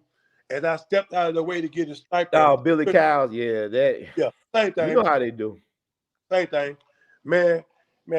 I'm not surprised at nothing no more, man. Man, you may shock me, but you'll never surprise me. Man, I get shocked. Somebody, like the Kennedy thing. I ain't gonna hold y'all up to like the 4 hobos or the 3 tramps or whatever. The thing about it is like the way they tell history is interesting because they arrested these tramps, supposed tramps that might have been assassins, but the people down in Dallas, the people in the crowd, see what they didn't tell us about is that when people heard them shots, it didn't come from the school book depository. They heard it from the grassy knoll, and it was a train yard near the grassy knoll. You had these Texans, because Texans, you don't mess with Texans because them Texans got guns. Them folks ran. I mean, it's the crowd. You think everybody was scared? People was panicking, but they said them gunshots came over there. You had a crowd of people running towards the train that was parked on the track. They're about to probably beat up or even lynch those tramps that was saved by law enforcement. So, I mean, people respond in interesting ways to things, and it's not always a part of the official narrative. Just like with Rodney King, you assume that Rodney King was the only person in the car, but he had 2 other black dudes in the car with him. And it was on, I think one of, not 2 of them was on Sally Jesse Raphael back in the day, and he was scared for his life just doing that interview. The next thing you know, he got killed in the car because his car got wrapped around a pole. So you had 2 other people in the car with Rodney King. Hey, Ron, you talk about. Hey, Ron, what do you know about Woody Harrelson's grandfather? Oh, his father. You talking about his father? It was an assassin. Yeah. He supposed to kill that federal judge down in Texas, and then he said he was a part of the Kennedy assassination. Yeah. He probably was telling the truth about being a mafia hitman. Though they killed him in prison though. His father. The father got killed in prison. Like maybe the last 10 years or something. But he killed a federal judge down, I think, in Texas because he was hired on behalf of some type of dude that was a big time marijuana man down in Texas, allegedly. I don't know, but like they did a podcast about it, about Woody Harrelson's father. A couple years ago, I heard it was pretty decent. Right. Okay. I know I was down in Dallas. I picked some information about his father. Well, I thought it was, I said grandfather, but his father had been father, yeah. In the assassination. But his son did pretty well for himself. You don't think he a part of that? I think that he might have made a deal. Yeah, Woody Harrelson did pretty well for himself as far as a film actor. Man, yeah. Was there a deal made for his son to prosper? Hey man, I don't know. Some probably went down. Never can say, man. Yeah, but these people are ruthless and stuff, and like our people gotta understand. Even the black, it's like NBA YoungBoy. I'm gonna let y'all go and let y'all have the last word, but. Okay. NBA YoungBoy, I like NBA YoungBoy, but he realized that he's been used as a tool to destroy black youth. He actually said basically, my music is used to incite violence. And he's still in his 20s. He got kids all over the place. He got a daughter. He got a child with Floyd Mayweather's daughter. He got a lot of kids, man. But I'm saying he realized that I'm being used by the music industry to destroy the youth, to incite violence in people. What's that song he got out, man? Shoot 'em up. No, that's all right. What he talking about? He said, "I know I'm being used," and I like him and Kodak Black. I think to me they like really talented, but they being used. And then you look at Tupac. I love Tupac, man. I think Tupac is the Shakespeare of hip hop. Nobody can touch him. But Tupac to me was different. He actually knew that he wanted to die young, and that he did things to make sure that his legend would live, that the message would get out there. So I don't think Tupac was like what a lot of these cats are doing. Tupac to me is so different, man. You look at his bloodline, he's a revolutionary. Look at the stuff he was trying to do. That man did so much in 25 years, but he already knew that he was going to die young. He told his friends, look, man, I want to have kids. I think you're a great father, but I won't be around long enough to have kids. He already made his peace that he was going to die young. Well, to me, I don't think you could say Tupac. Like, no, Tupac already knew that he was here to do this, and he left. And that's it. How I know Tupac had signed his death warrant? Was before he said this time next year I'm gonna expose the industry. I said, Pac, get that far. I said to myself, Pac, if you get that far, he was talking about exposing Quincy Jones and all that. I said, Pac, if you get that far, man, if you make it that far, and he didn't make it that far. He didn't make it. He exposed him. Now you listen to his unreleased stuff on YouTube. He talk about Whitney Williams. All these folks like a dog, man. I said, yeah, they had to kill him. He couldn't see 97. But go ahead. They ain't gonna let him see 97. All the stuff he was spewing that didn't get released on his official album. Right. Well, I'm not surprised, man. I'm not surprised when you go against the establishment, just like Coolio.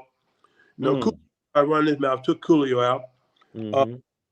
DMX after running his mouth, took him out. You know, but then all of them too, man. They got an appointment date. They got an appointment date. All of them got an appointment date. All they got they have an appointment date. What I mean by that, they got to pay the piper, man. They got to pay the so-called big guy, as Bob Dylan called him. Yeah, Bob Dylan still paying the big guy. He's on constant tour. That man almost 90 years old, still touring. Like nonstop, like a young man. But you know, you brought that up, the contract, right? I was thinking about Kobe Bryant. I don't think nobody believed that Kobe Bryant got killed, man. I kept on refreshing my browser. This is a practical joke, man. This is real. But you know what the thing? They said that Rick Fox and some other cats was on the plane. Oh, I ain't laughing. They said Rick Fox and I think Shaq or whoever was on the helicopter with Kobe. Man, Rick Fox and them was so fast on TV. Oh Lord, no, we alive. We still alive. They signed that contract too. Cause like, you know, T-Mac said when he was getting interviewed by Rachel Nichols that year. I ain't gonna never forget what T-Mac said. He said, I didn't know they were that close though. They came up through AAU and all that, right? Right. And he said Kobe told him when they were kids and teenagers, they look, man, I'm gonna die young, and I'm gonna be bigger than Jordan. And he died young. He was 40, 41, and then people say he's not bigger than Jordan. They say he's the closest thing to Jordan, but ask Steph Curry and Kyrie Irving who their favorite basketball players. Ask all them young guys. It's Kobe Bryant, it's not Jordan. And then they killed this legacy with him. Like what they do, they don't just kill you, they destroy your legacy like they killed Kennedy. They killed the daughter that was gonna be the heir to his legacy, the one that's gonna carry on his basketball legacy. And the thing, Kobe was doing court that week for a trademark dispute with a pharmaceutical company over a Black Mamba. There's so many people that could have killed Kobe. That was not an accident. And then the Cartoon Network did a cartoon a couple of years before that showed Kobe getting killed in a helicopter crash. Yes, sir. Well, Ron really runs about 4 years before that, Ron. You're right. It's like, you know, predictive programming, right? Yeah, okay. Then also, man, he was in negotiation, man, to start up a basketball league in China. NBA of China. Man, can you imagine, man? Oh, it was bigger. They would have been spending crazy money, man. Tante, man. Them boys, he had to go. Left and right. They'd have been jumping out of the league left and right. China. Man, over here they paying you. You can't go in making beyond $1 million as a rookie. Over there, come on, we give you $10 million as a rookie. Man, you don't know who killed Kobe did, man. He had so many people targeting him, man. But you know what Denzel said in Training Day, right? He said, ain't what you know is what you can prove. You can know he got murdered, but how can you prove it? Where's the evidence? Prove it, man. He got murdered, though. Don't make no mistake. You know, he died in Orange County, right? Orange County, California. Yeah. After World War II, I always tell people Germany lost World War II. The Nazis won. Because they got their ass over here. They killed him in the space program, the CIA. They moved him to California, places like Orange County. So he died in the place was a stronghold for white supremacists and Nazis. Well, you know what they did too originally, right? They farmed them down. They sent them down to Brazil. Oh, yeah. And they farmed back into the United States. Argentina, the boys from Brazil, cloning, all this stuff. They had Antarctica. I mean, it's so much. The Vatican was involved. The American government was involved. Operation Paperclip, Operation Odyssey. And people, that's why I say it's weird. We in the age of information, but it's stuff that I've been knowing for years. Now people figuring out. I said, this ain't even new. This been out for at least 15 years. Like, because you wait for them to tell you what to get outraged at and what to get upset about. See, they manipulate us. They pull our strings and we'll respond. See, that's the problem when I don't even look at news. You know how I get my news? People like y'all, whoever texting me and sending me stuff. Yeah, you know something? I look into it. But you know something, Ron? I just watch I watch most time, man, weather and the traffic. Now cut it off. But I watch NBC News in the evening time, right? Mm-hmm. Evening news, like see what lie they not gonna tell us. Yes, that's the ticket. It ain't what they right. Man, you mean tell me that China is over there, right? Economy is in a chaos, in an uproar. You are burning down, and you reporting that. You're not reporting that. So now I know what's important now. What you talking about ain't about nothing. Who care about, man, a man being stuck down in a cave, 3,000 feet. Dummy, you never should have went down there. Down in a cave, 3,000 feet, man. People go where they don't supposed to go, like a horror movie, but horror movie, man. I ain't gonna hold y'all. I know this is fun right here, but y'all have any closing thoughts y'all want to share with the people? And I hope I get y'all on very soon again.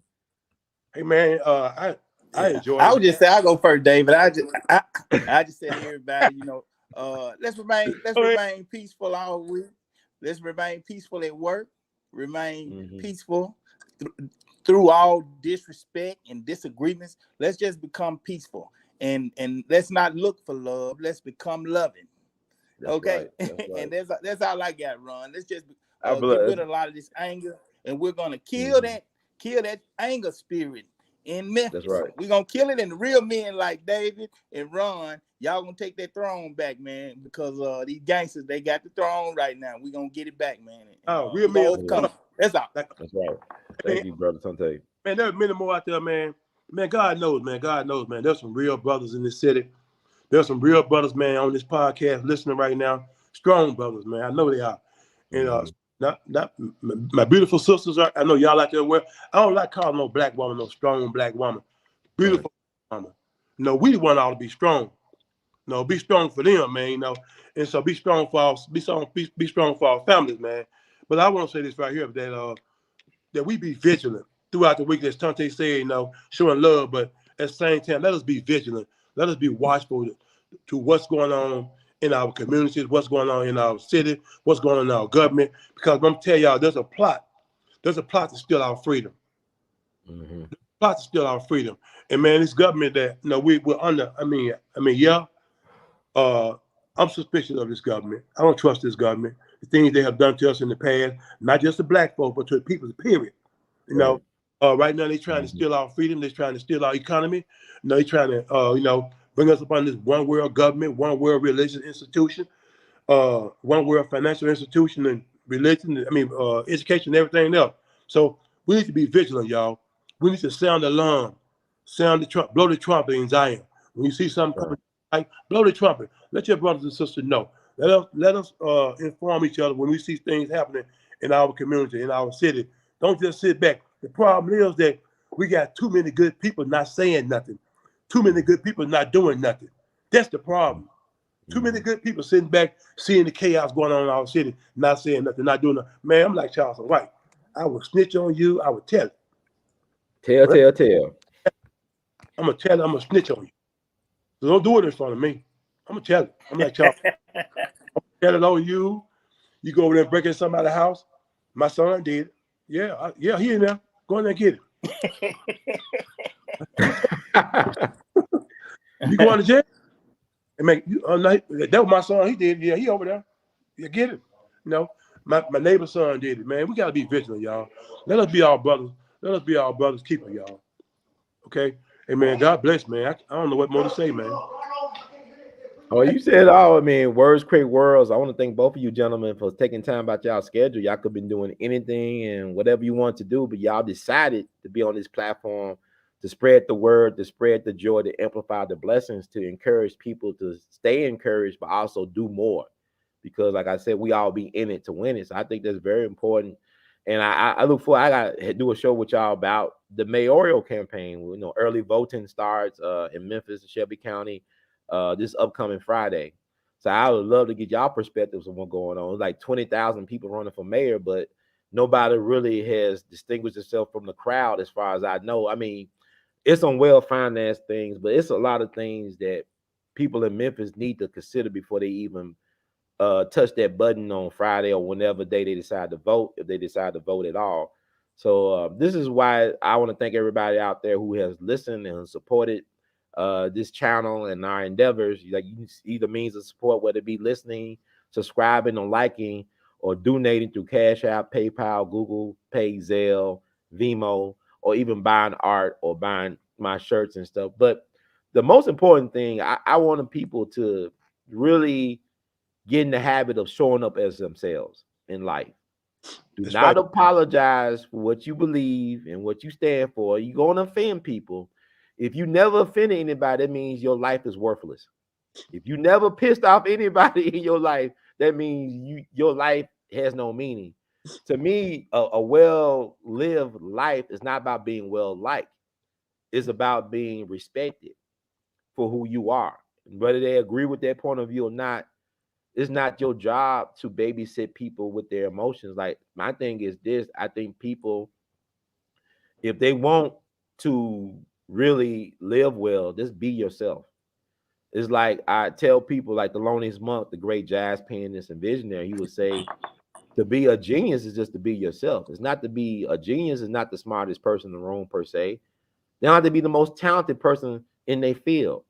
They just got to be more true to who they are, more honest about their contributions, and not be afraid to let their light shine, regardless of the company, regardless of the situation. So thank you all for sharing the platform with me. And for the people that will be listening to this in the future, we appreciate your support. And in the words of, well, let me say, keep on producing and pushing, but also in the immortal words of Duke Ellington, we love you madly. So thank you, gentlemen. And I guess y'all get ready for some football. I'm thinking some more football coming on.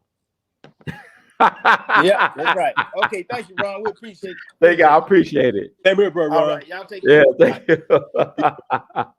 Peace out. Well, keep it a great work. Okay, I appreciate it. Yeah. Judge O'Brien is doing well. Yeah, actually, Judge is doing great. He's healthy. Got that blood pressure right. He gets his blood pressure checked every 6 weeks. It's like he's doing pretty well. And we'll see how it turns out. I got some shows coming up that's Memphis related that deals with the campaigns and with the mayoral race. I think it's very important to talk about that at this time. Now, what else? Let me read a disclaimer. So we had a lot we went through. Let me read a disclaimer. And thank y'all for y'all support and continued support. We love you madly. Read a disclaimer. Disclaimer: the views expressed by host and guests on the We All Be TV platform are not the official views, opinions, beliefs, or perspectives of We All Be News or the We All Be Group Incorporated. We All Be News is an organization that thoroughly believes in supplementing the information narrative that is usually supplied by the corporate news entities with those viewpoints and expressions which may be marginalized or ignored for a plethora of reasons. We are about informing the general public on alternative perspectives as it relates to news and information, and letting the general public be the ultimate judge in deciding on how to use said information. Informed citizens are responsible citizens. Thank you for your support. Thank you all for y'all continued support, blessings, and prayers. Yeah, I'm in the process of healing myself, and I will share more about that journey of healing myself and making myself whole. As I've never been before, living my true, authentic life, showing up as me on purpose. So I want to encourage y'all to do the same. Thank you, 24/7 Cowboy. I will keep it up. I'm working on keeping it up. So that's no story, too much information. But let me go out and make a pledge. Like, this is like a video I'm gonna play. We need y'all support. They're doing heavy censorship on the channel. I'm working on different ways to get the message out. I'm building my alternative space for We All Be TV and some other projects, and I'll keep y'all posted. And thank you all so much. In the immortal words, once again, Duke Ellington, we love you madly. And the best is yet to come. So I want to thank y'all. And stay encouraged, y'all. We all be in it to win it. And we all be family. Best believe. Say it again. For a friend, one love. Greetings, family. This is your brother, Brother Ron, requesting your help to help save We All Be. We All Be has been under attack due to heavy censorship tactics on social media. They're trying to shut us down, but we won't give up, give in, or give out without a fight, because we all be in it to win it. Please think about donating to the cause. You can try Venmo, our Cash App, our PayPal options. You can support us through Patreon, patreon.com/We All Be. You can buy Artemis Art, r2c2h2.com. You can wear Artemis Art. Go to our Teespring, r2c2h2's place. We all be in it to win it. Know that the best is yet to come. And thank you all for your continued support. We love you madly. And please also remember, family, if you want to keep up with all things We All Be, please join our mail list. You can email yours truly, Brother Ron, at weallbe@gmail.com. Once again, that's weallbe@gmail.com to keep up with what's going on with We All Be. Remember, information is power, and knowledge is the currency of the universe. But please feed We All Be so that the feeder can keep on feeding the people. One love. Can you dig it? I sure can. Amplify blessings, amplify blessings, amplify blessings, and thank you, thank you, thank you. See how it works? Somewhere. And please remember and never forget that we love you madly.